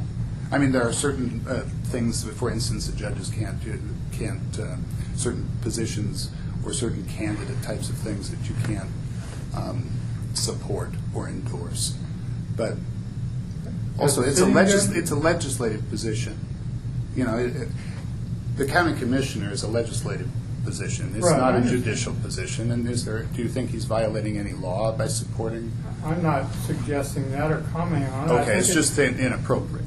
You've talked about a lot of innuendos and inferences that Barry has made and that Cooper has made against John and his integrity. Right. Okay? Do you talk about the county commissioner, the active county commissioner, openly campaigning for one of the candidates, and maybe that has an appearance of a fairness problem? You challenge John, well, Barry said this, and you're saying this, so that's a challenge to his integrity. I hope it hasn't escaped your mind that possibly Barry isn't being truthful. Well, of course, It works both ways. it hasn't escaped my mind at all. It Of works course. both ways. Absolutely. That's all we're asking. And Let me the only interject. people who know that is John and Barry, because we weren't there. That's exactly right. Yeah. As Terry pointed out when we started this, of course we're challenging, because that's our job as reporters. It is, in fact, our business to challenge. And when we have one and two other campaigns making allegations and claims and innuendo, as you point out, of course we have to challenge.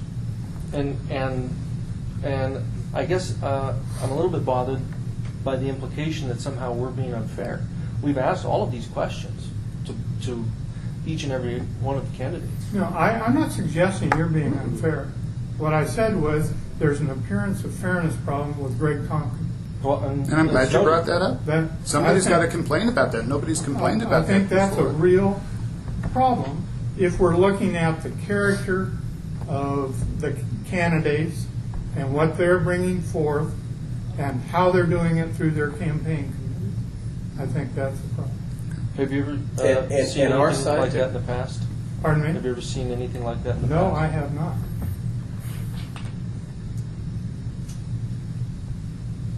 I don't think. Go ahead. Well, I don't think that they took a stand 4 years ago. Was there? I don't recall. I don't think they did. I don't recall that they did. Yeah. Well, we'll get to that, though. For one thing,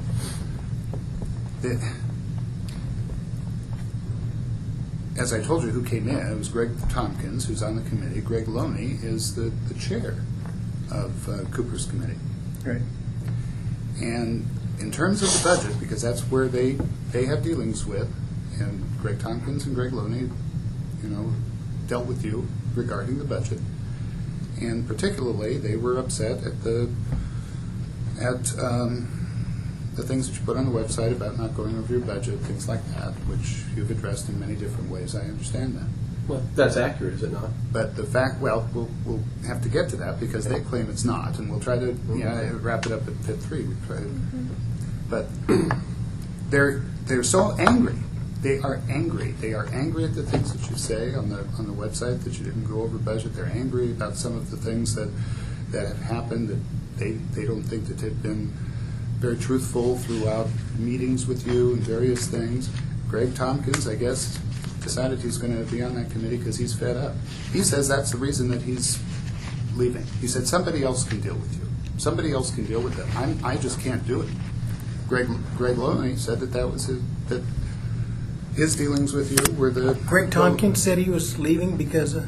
he said somebody else can do it. That was the main reason, one of the main reasons why I said I just can't deal with it. I can't deal with it. That's interesting because I have such little interaction with Commissioner Tompkins. Okay. And Greg Loney said that was the last straw that regarding his health problems. I'm well aware that I was not their choice for sheriff. Right. They didn't support you. Yeah. No. Well, and I don't know if they can publicly. I'm aware of that. But anyway. So anyway, I guess he's just fed up and with Terry, I have to his tell you, it's one of the perception. reasons why I'm a little gun-shy is because the newspaper has been somewhat biased in their reporting, Okay. in my opinion. And how so? Well, I can go back and I've sat through some of the city or the county commissioner meetings that Andy was reporting, and come back and read about it in the newspaper. It was an entirely different meeting than I was at. So I'm gun shy at that. I'm just kind of leery as to when you say why are we kind of questioning whether or not how it's going to be reported. There's a reason. For me, I'm just my opinion, and I guess that's an opinion of a lot of other people because I've heard them say it to me. But let's get back on track. Yeah. That's not the point. Should we not be asking these questions? I mean, No. These are the main You things should, that these candidates but it's all are going to asking. depend on what's going to come out in the article. You can ask all the questions you want. It's how it comes out in the paper. Okay. And no one has ever said that Commissioner Tompkins and Commissioner Loney are not entitled to their opinions. That's the beauty of our country. I stand up and fight for that. I've put my life on the line for that, for them to have Don? the ability to have those opinions. And I firmly support that. The fact that it's not landing in my favor is okay. That's their prerogative.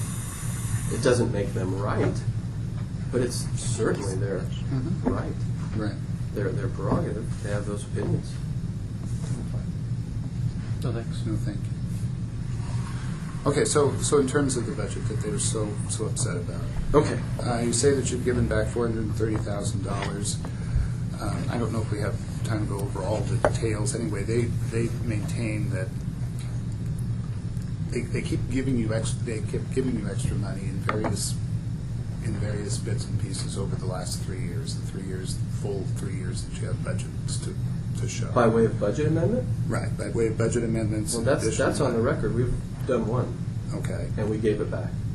All And- the full 100,000. That was 100,000, yeah. Correct. I So there's- understand that. So if they say that they're constantly... Or not necessarily through budget amendments, but through added money in the beginning of your budget or whatever. Commissioner Tompkins says that you have received about $1.1 million extra in the 3 years since you took office, more than the budget before.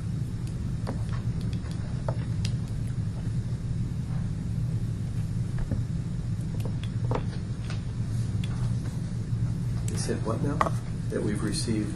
About 1.1 million. I think about 600,000 was in various different funds, and 600,000, 500,000 was from the current expense. Well, I can go over the exact numbers with you, but is the insinuation that the fact that we're spending money to get out in front of the problems that this community has and keep them safe is an issue? They believe it's an issue because it's taking money that the other departments need also. So, Well, that's their job. right. Let me put it this way. I didn't go and raid any funds. I didn't go and steal any county money. Everything that we have been appropriated with has come with the approval of the county commissioners through a formal, open, public budget process, and we've been very good stewards of it. We've been such good stewards of it. You mentioned that $430,000 figure.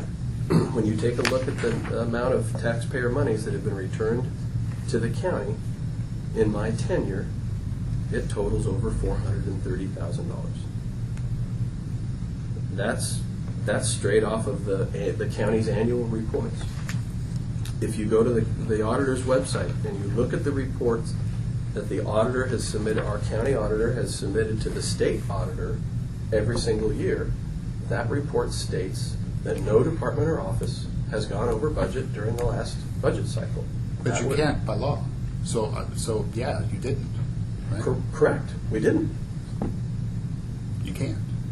Okay, so I So, think everybody at the table agrees yeah. that we've never gone over budget. There was overspent. also the $19,000 issue where it was in 2012, and there were bills from 2011 that were not paid.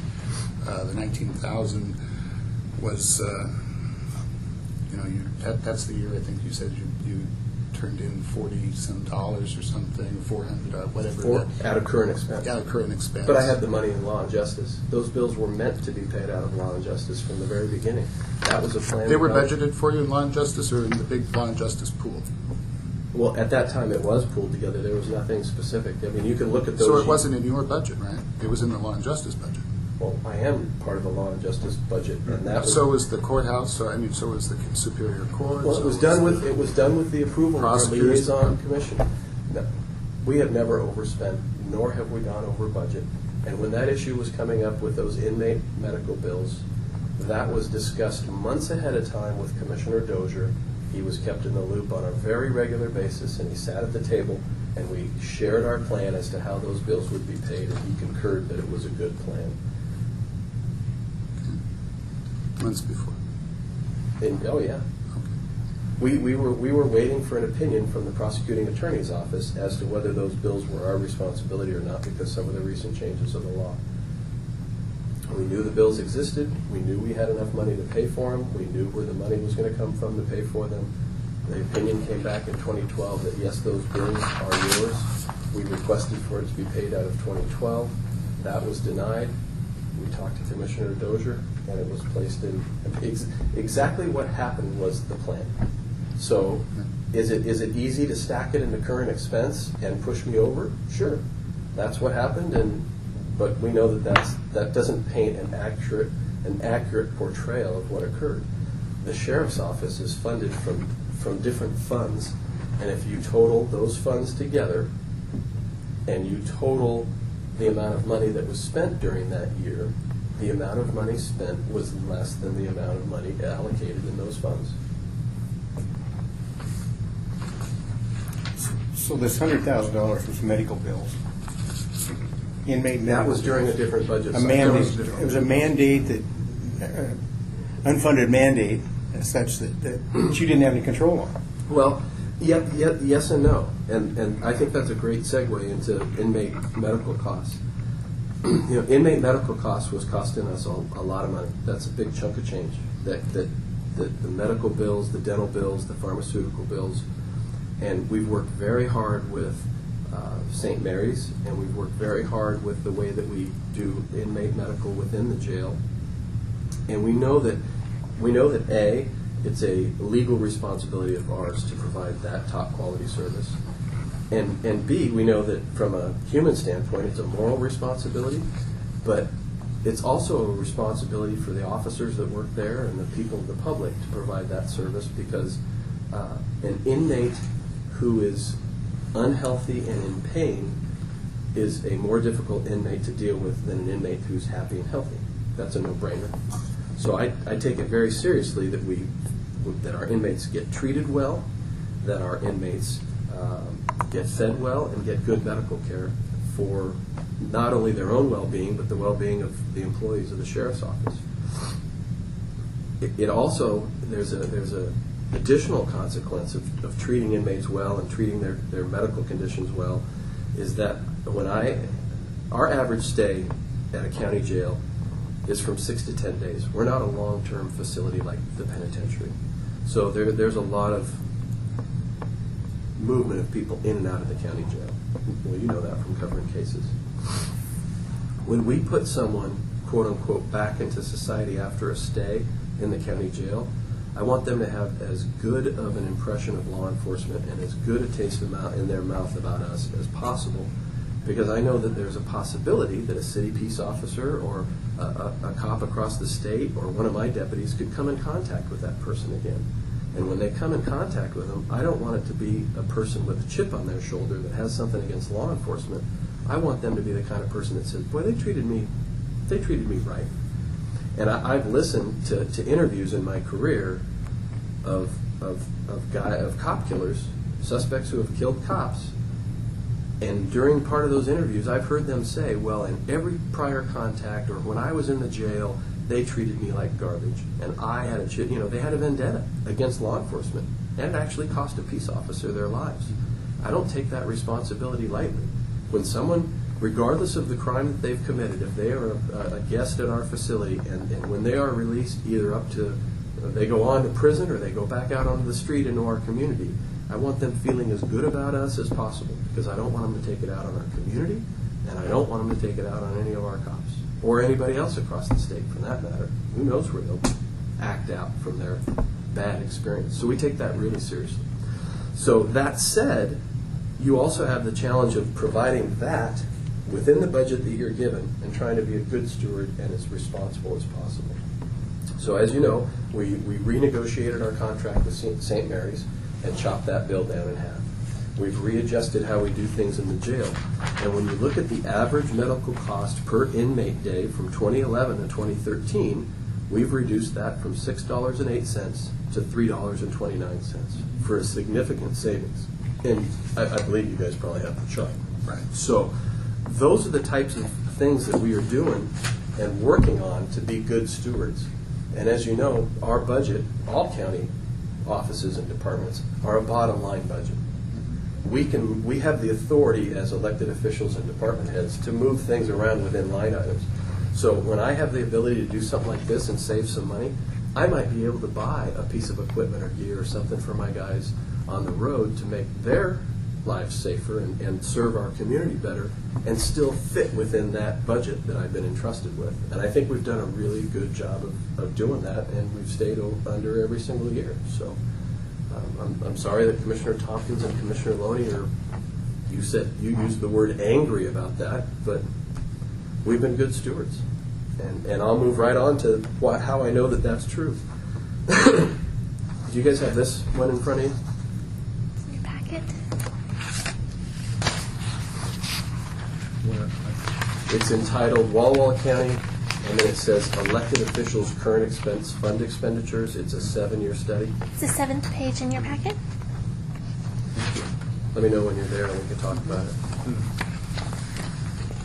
So what this is this is a 7-year historical trending look at not budgets, but actual expenditures, county taxpayer dollars that were spent from 2006 through 2013. So obviously some before me and some during my tenure.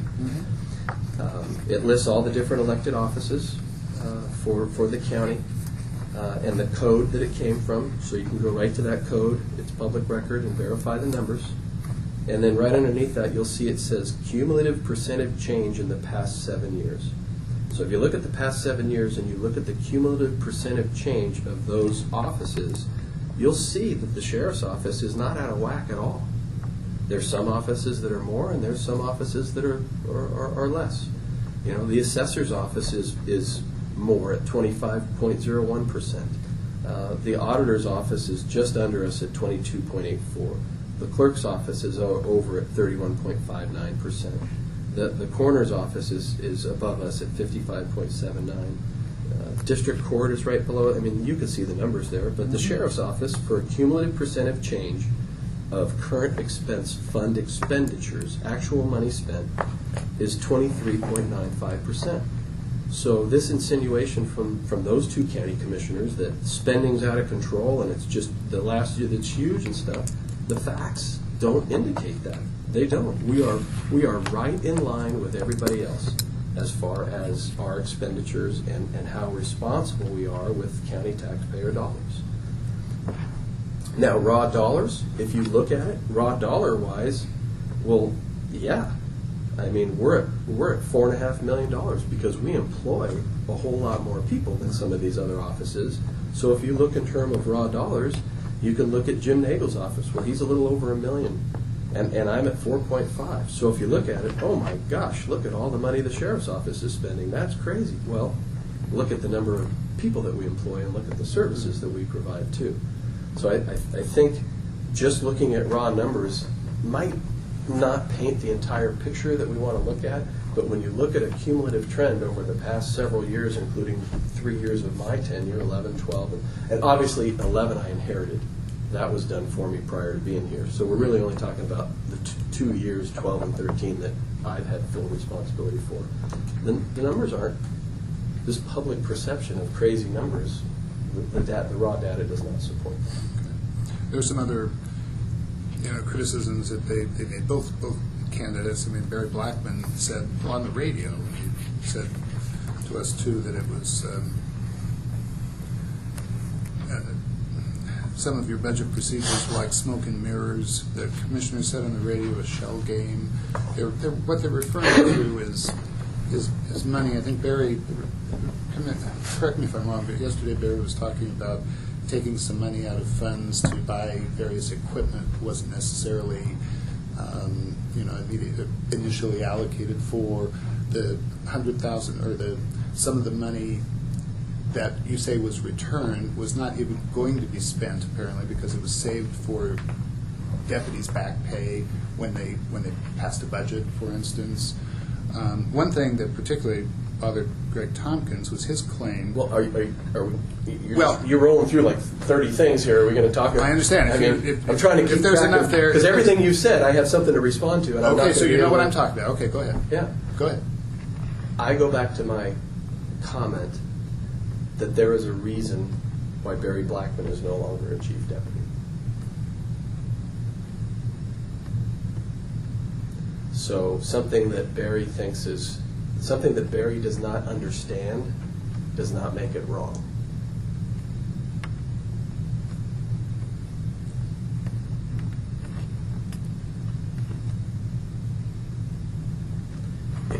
My opinion is, and my belief is that if there was smoke and mirrors, or if there was anything unethical or illegal going on with how we handle public funds, that would come out in the state auditor's audit every year. That could be a complaint that the auditor makes or anybody else makes. Which brings me to a really good point. We've been attacked. I've been attacked on similar things. As you know, in my tenure, there have been allegations that were reported in the newspaper, juicy stuff about Turner did this wrong or Turner did that wrong. Tom Cooper, as president of the association, has filed 2 unfair labor practices against me, and he's filed a grievance against me. And those things Now, made... when you say he, you mean the Deputies Association?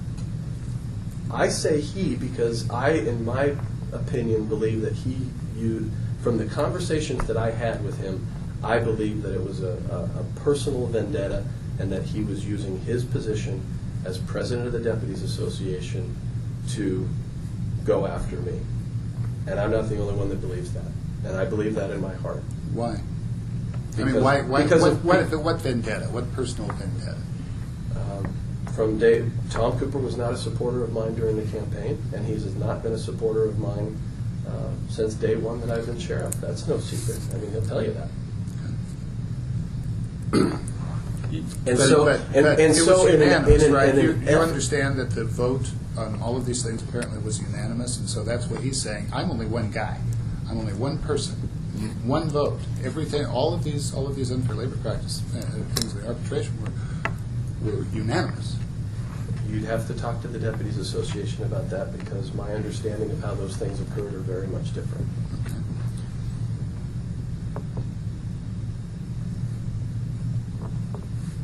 Got about 5 minutes left, gentlemen. I think my relevant point on the ULPs and the grievance is that I understand that it made for good news headlines that the sheriff's, all these juicy allegations are against him. But I hope that you've read the PERC decisions and the grievance decisions, and every single issue has been decided in the sheriff's office, the counties, in my favor. Not one of the allegations that anyone has ever brought against me has been sustained. And that's just evidence of that we are doing it well. We're doing it clean. We're doing it good. Except there was a settlement with Lucy Poirier. There was the settlement with Lucy Poirier. Correct, and you know that those claims went way back prior to my administration. You know that, correct? Yeah. Right. Okay. Right. Yeah, right. I took Some- office. some of that, I took office in 2011. I understand. And there was a settlement that was made, and the claims that she made went back way prior to my administration. And you understand litigation when they throw a bunch of stuff against the wall, and you've read the county's statement that was a business decision. There was no admittance of any wrongdoing whatsoever, There never because is. there was no wrongdoing in that case. An example that Tompkins gives is apparently there's $35,000 that commissioners gave your office for every deputy to have the same type of gun, and now There was what now? for everybody to have the same type of gun, to buy new guns. I You guess did buy new sold, pistols? yeah, sold new pistols or sold some, and they gave you $35,000 because of your desire to have everybody have the same gun. And apparently now he finds out that some of the deputies don't want to use them, that the grip is too big. They have them at home or in their lockers, and a lot of deputies are using their own guns. That's the type of thing that frustrates him. And that's exactly why in session, very many times he's looked at me and he said, "Sheriff, I know nothing about law enforcement, and I'm not a law enforcement expert, and I don't know how to run your agency, and I won't micromanage it." And that's great advice for Commissioner Tompkins, because he doesn't know what he's talking about. And let me explain about the guns.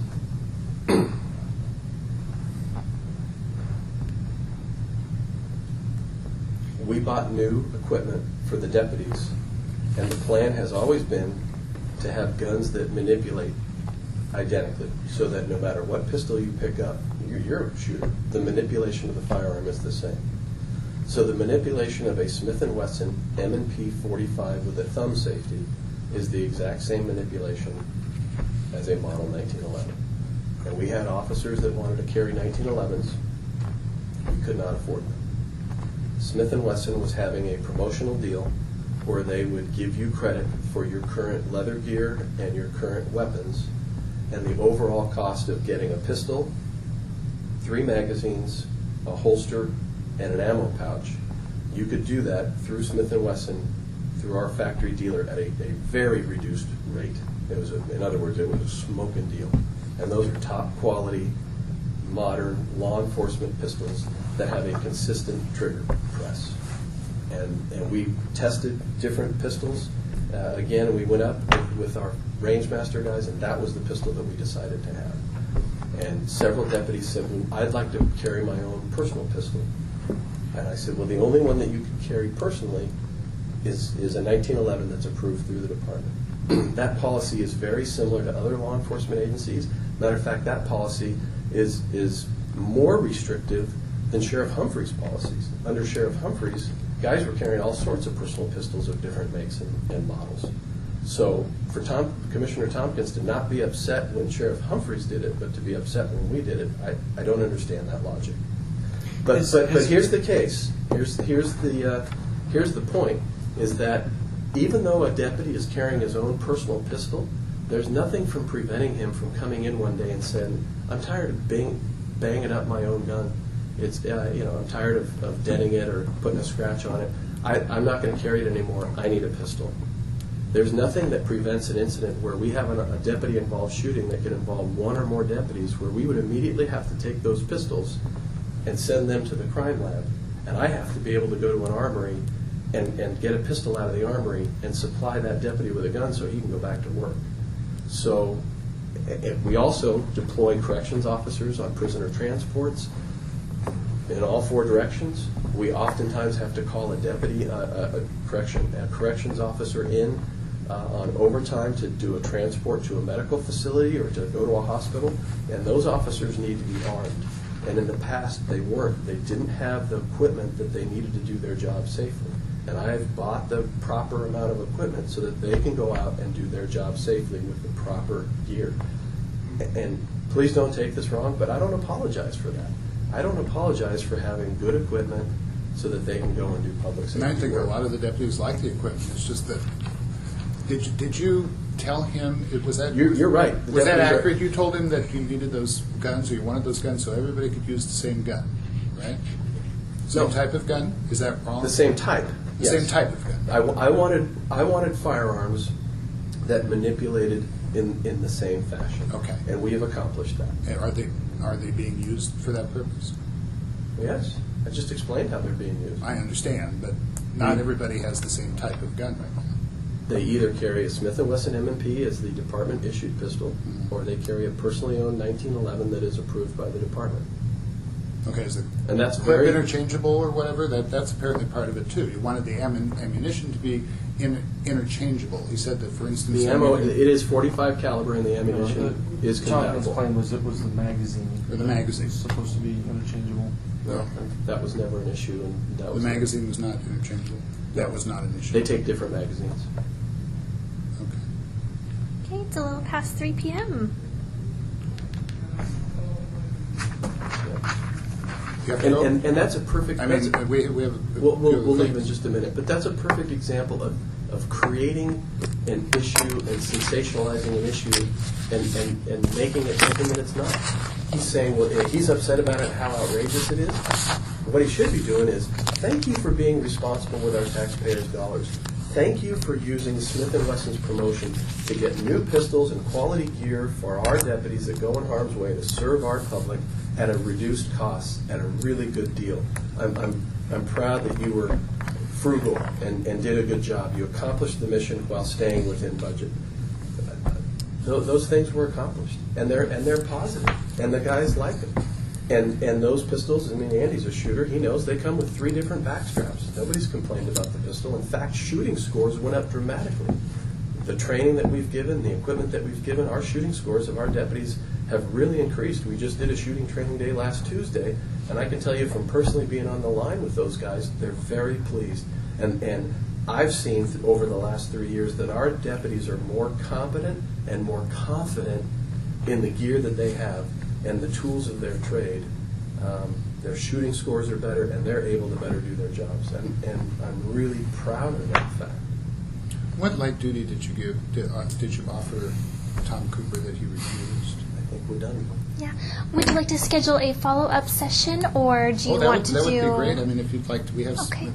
a few other things to discuss. We Okay. could stay, or if We'll you'd take a like look to- at your Let's take calendar? a break and let my team talk, because we did agree to just the 2 hours, and I know they have some time commitments. If That's they're- fine. So let me take a break, because I am keeping other people longer, and we'll come back and let you know what we can do. Yeah, Is that we'll fair work enough? with Margaret and work something out. Oh, okay. Okay. That sounds great.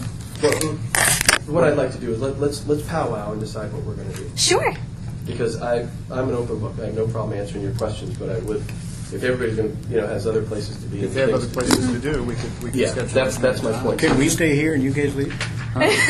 Yeah, you can stay here. Can I use the bathroom again? Yes, you may. No. Did you raise your hand? Yeah, I need to do the same thing. Oh, I just got to stand. I'll let you know how to do it. Okay. Okay, so we have how long? 10 minutes? 15 About minutes? 10:15. Yep. Okay. And you might not be able to,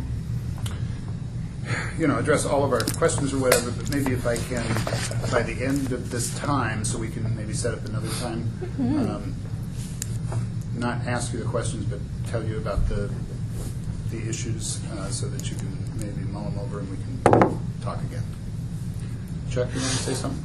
Well, no, go on. I guess my comment is that I hope we don't lose sight in, the issues with regards to the budget. I mean, we're talking about the county commissioners Yes. that are not, in my opinion, have made some real blunders in their stewardship of the budget. We got $500,000 sitting out on Kelly Place. That we don't lose sight on I think the really important things in is John's statements about modern law enforcement, his proactive approach, coming to the table and dealing with the issues that affect each person out in this county. And I really feel that if we want to continue going in that direction, we vote for John for county or sheriff. Otherwise, I think we're going to start going backwards. Well, it's kind of interesting you mentioned that, because the other candidates say that they do want to kind of return to the way things were. Ooh. Not necessarily going backward. I need to be fair about Well, that. But use the word backwards, because I think it's... They want to go back to the same schedules, the same type of administrative, the same administrative They team. same schedules.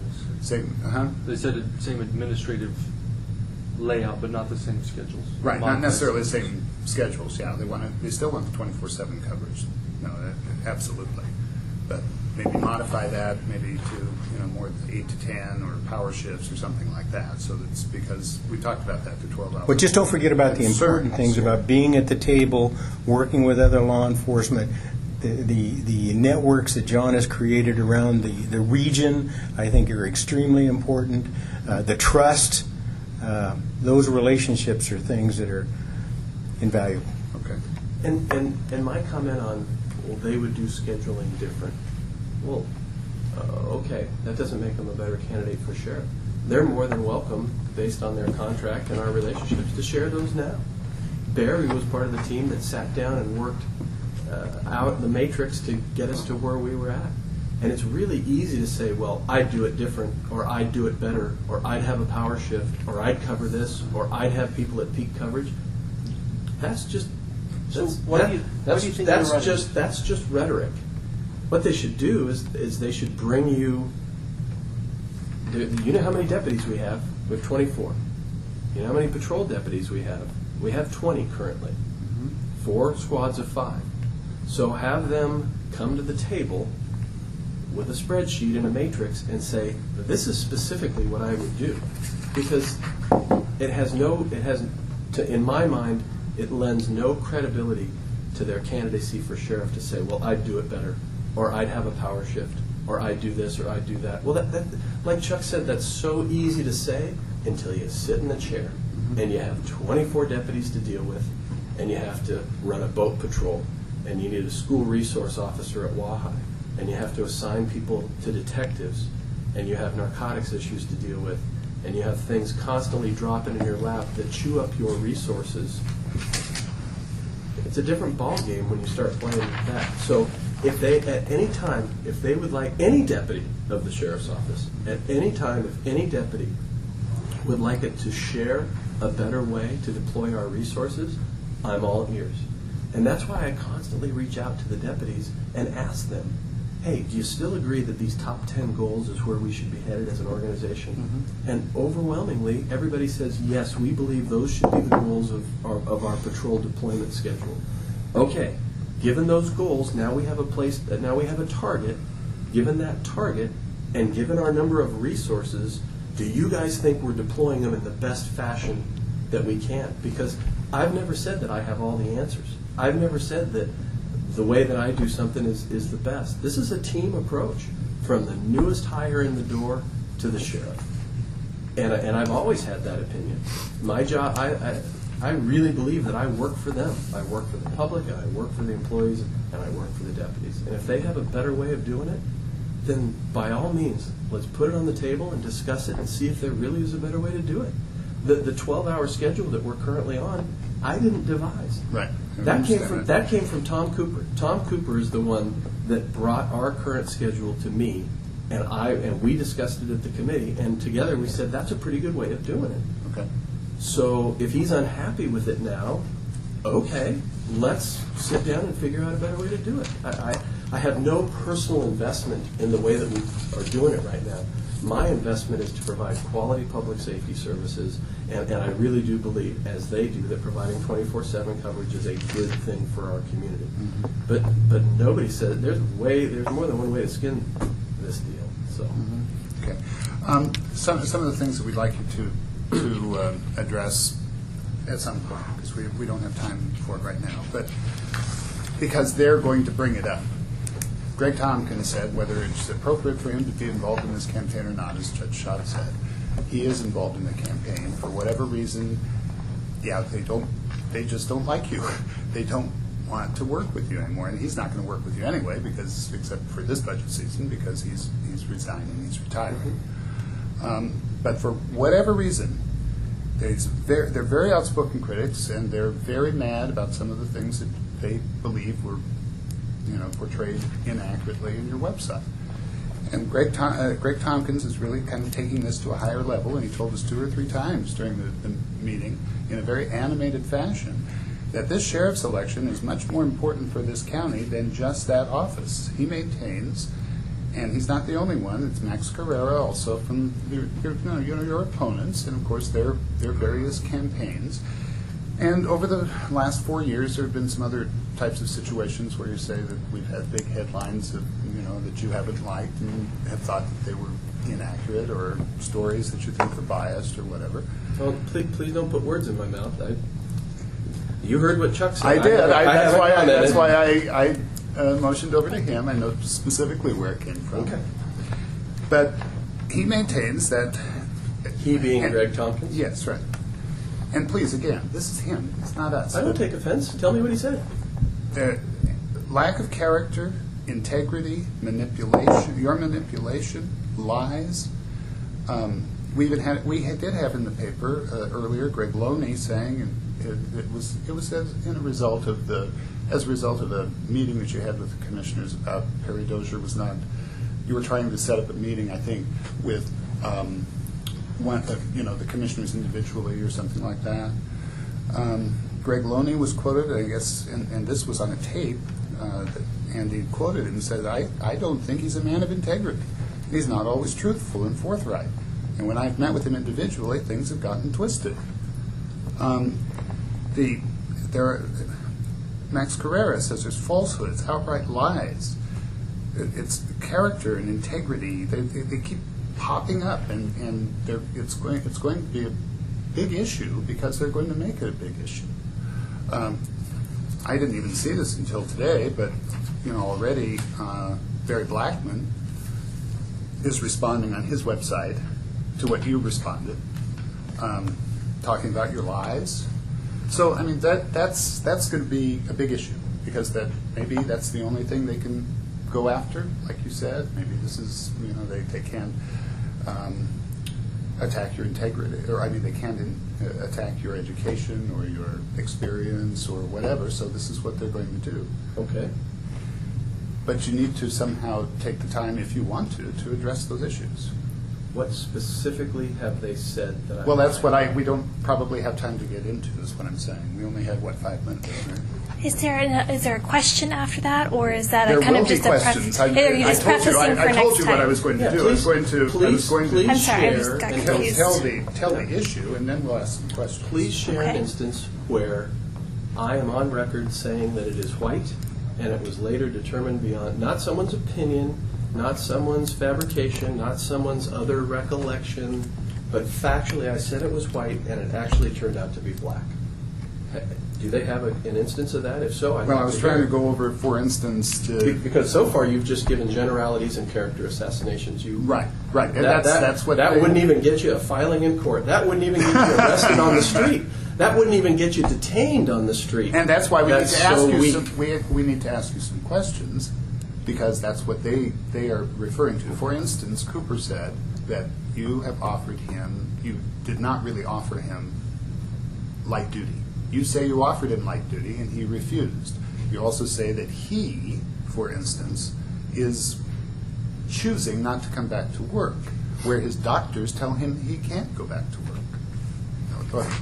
Is that an example? What light duty did you offer him? I will approach county council and see if I'm able to release that document to you. Okay. Does it have anything to do with like a... Terry, I'm not going to go there. I'll approach him and see if I can release that document. Okay.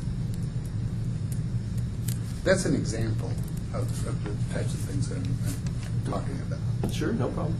And- I maintain that what I've said is true, and it is. Plain, simple, truth.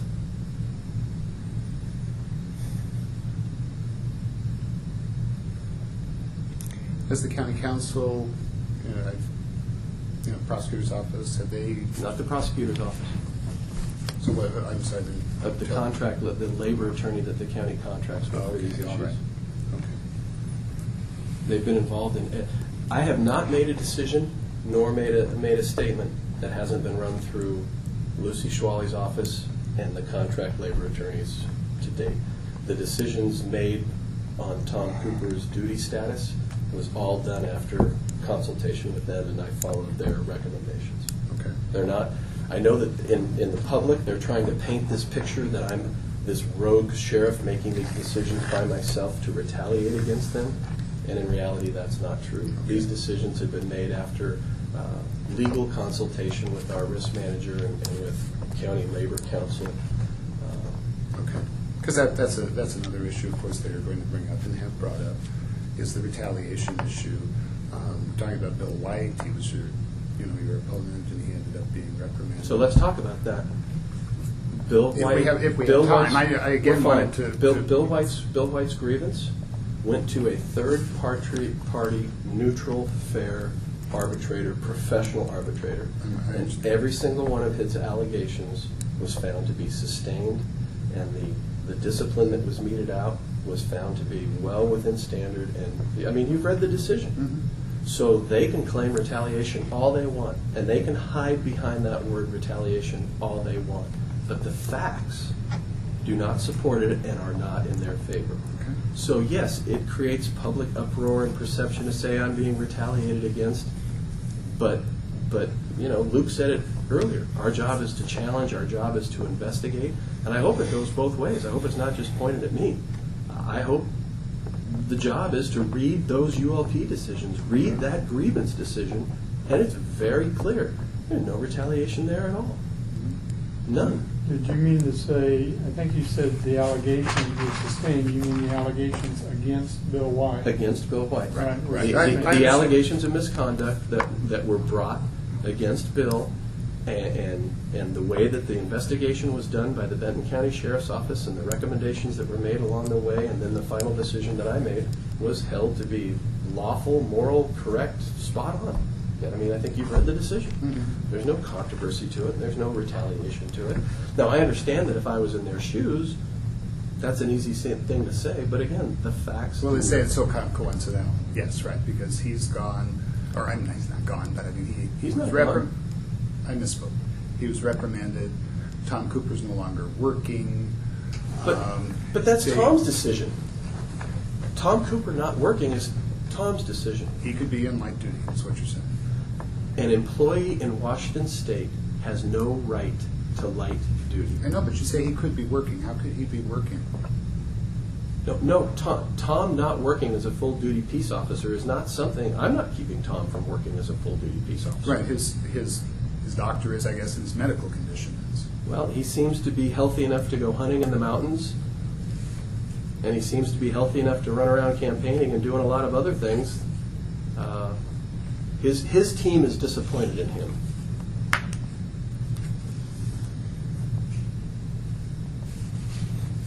One person is 5% of our patrol force. We're down 5% by being down. And we've been down a long time. How are you doing, Joanne? We have about 1 minute. But those are, but Understood. those were.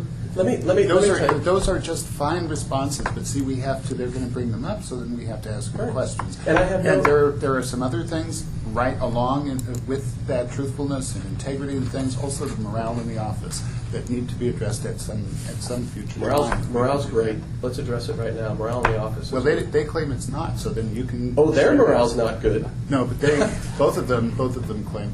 Barry Blackman said about 30% of the people support you, 70% don't. Well, That's what he we'll said. we'll see how the election turns out, I guess. Right, And okay. Is there anybody that you can point us to talk to that will support your position? Morale's great and everything. morale in the office is indeed good. Is there anybody else we could talk to? Are you asking for an officer within the office? And Be fine. I'm not going to, I told my team that I would not put any political pressure on them that they experienced in the last campaign. Okay. I Well, don't- if you can think of I don't- anything I to don't think support that your it's- position, we've asked them the same I thing. don't think that it's fair or right for me as sheriff to exert any type of pressure on an employee, any employee of the sheriff's office, to support me politically or publicly. That's just not right. Terry, they call that reporting. You go out there and ask questions. Well, but he also, Yeah. Margaret also said, can we, or wrote back to us saying, can we provide anybody to help support our position? Well, I don't know whether the deputies that have good morale and support me will talk to you or not. Nor would I ever ask them or put that pressure on them. I think that's highly inappropriate. This is a terrible situation. Every 4 years, you've got to go through this. It's a turmoil in a.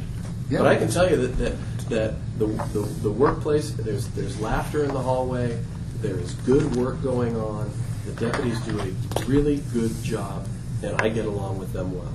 I know that there's a couple that don't like me and they're not happy that I became their sheriff. But when I became sheriff, I had one-on-one meetings with every single employee, and it was pretty apparent which ones supported me through the campaign and which ones did not. And it was very important for me to tell every single employee that it is a new day, a clean slate, and that every single employee has an equal opportunity to succeed. Now, some of them chose different paths, which involved misconduct, and that's one of the least favorite parts of my job, is holding people accountable to the ethical standards of the office. But it is a necessary component of being the boss. And those things have taken place, and they were challenged, and in those hearings and in those grievances, they've all been decided in my favor. So, yes, I understand that they're unhappy. I understand that they're vocal about it, but that does not make them correct. Okay. When might we? Terry, I worry about the comment that you made that the Greg Tompkins and the Greg Loney's and the whoever else are mad. They're angry. They don't like that man. I think that's getting in the way of what is in the best interest of the citizens out in our county. And that's why I say it's important to look at what he has accomplished, what he plans to be doing, what he has done, and the proactive approach to these problems, the coming around to the table. He's done it. And those are the things that are important to those citizens out in the county. Not that he stands up. In my opinion, he stands up to the commissioners and asks the tough questions. If they can't take those tough questions, they better get out of the kitchen. And I know you like sound bites, and I worry about that. So I'm going to start shutting up. I haven't used a soundbite for Well, 27 years, Chuck. Okay. We will check the calendar. And how much more time do you think that we will need? Another 2 hours? That's an awful long time. Oh, at the very most. Okay. Okay. Very most. We probably can get what do you think, an hour and a half? I'd like to set 2 hours though. You know what I will ask, and I would prefer, and saying that I won't entertain it is too strong of a word, but I'm leaning towards that. So far we've talked about so much innuendo, rumor, rhetoric, and speculation. When I come back, I want to talk about specifics. If you want to know about my education, I'll tell you about it. If you want to know my experience and that thing, well, you've never done an investigation in Walla Walla County. You want to talk about investigations and some high-level stuff that I've been involved in, and some of it because it was top secret I can't talk about, but I've done those things. If you want to talk about a specific thing where, John, on record, you said that it was white, and we've learned through undisputable evidence that it is actually black. Were you wrong? Were you unaware that you were incorrect, or was that a lie? Well, If you can do those specifically, I'd be happy to entertain them. But the character assassinations of, I'm leaving because I can't deal with him anymore and he has no integrity, that's just a character attack that is completely baseless. And I stand on my record of accomplishments. I'm proud of our sheriff's office. I'm proud of what we've built. I'm proud of the work that's going on. I'm proud of the partnerships and the relationships that we've built. I know for a fact that morale is good. I know for a fact that Tom's morale is poor. I know for a fact that Barry's morale is poor, but that's not representative of the entire sheriff's office. Okay, and I will ask you some of those specifics. The reason I didn't, just to be clear, I'm trying to get this lady out Understood. to get to her other appointment. And- So and I I- wanted to explain to you some of the issues that are going to be popping up, and we will answer those And I specific assume- questions. But, so you understand, there will be more specific questions. Okay. But there will not be questions that are going to be irrefutable, black or white. We're talking about, this person said that this happened in a different way, so that therefore you're being untruthful, and you're saying, no, this happened in this particular way. There are very, very few types of situations where there's, Judge Schott knows, where there is irrefutable proof to take to a jury. The jury here is the citizens and the voters of Walla Walla County. And sure, it's a he said, but we can't ignore that. and We my- can't ignore it, so we're going to ask you those questions, and you can choose to answer them or not. And my opponents are doing everything they can to create that doubt without facts. They're doing it with And we'll rumor allow and you to say that. speculation. We'll allow you to say that, but we have to And ask and those if we go questions. down the road, if you're telling me that you have no facts that I don't have integrity, or you have no facts to prove that I've been untruthful about something, then I go right back to eyewitnesses to the same incident that see things differently. Mhm. That doesn't make that person a liar, and it doesn't make that person a liar. It means that they saw the same thing differently. And that's all that is. And I'm well aware that Barry and Tom have seen some things differently than me. I'm not attacking their character. I'm not calling them a liar. And I'm very well aware that they see it differently than me. Okay. What do you got to put on the table to be a good sheriff? And I think we've gone through that, and we'll go through things like that, yeah. And if you're going to take the word of people that are attacking my integrity, I'm hoping very much that you're doing your homework on theirs. And I hope that you'll be honest and write about some of their moral failures in the newspaper. If they're going to attack me about moral favors on innuendo and no specifics, you guys know for a fact that where those rumors are coming from, there are some very specific details about some very significant moral failures, and it's not unfair to put those in the newspaper as well.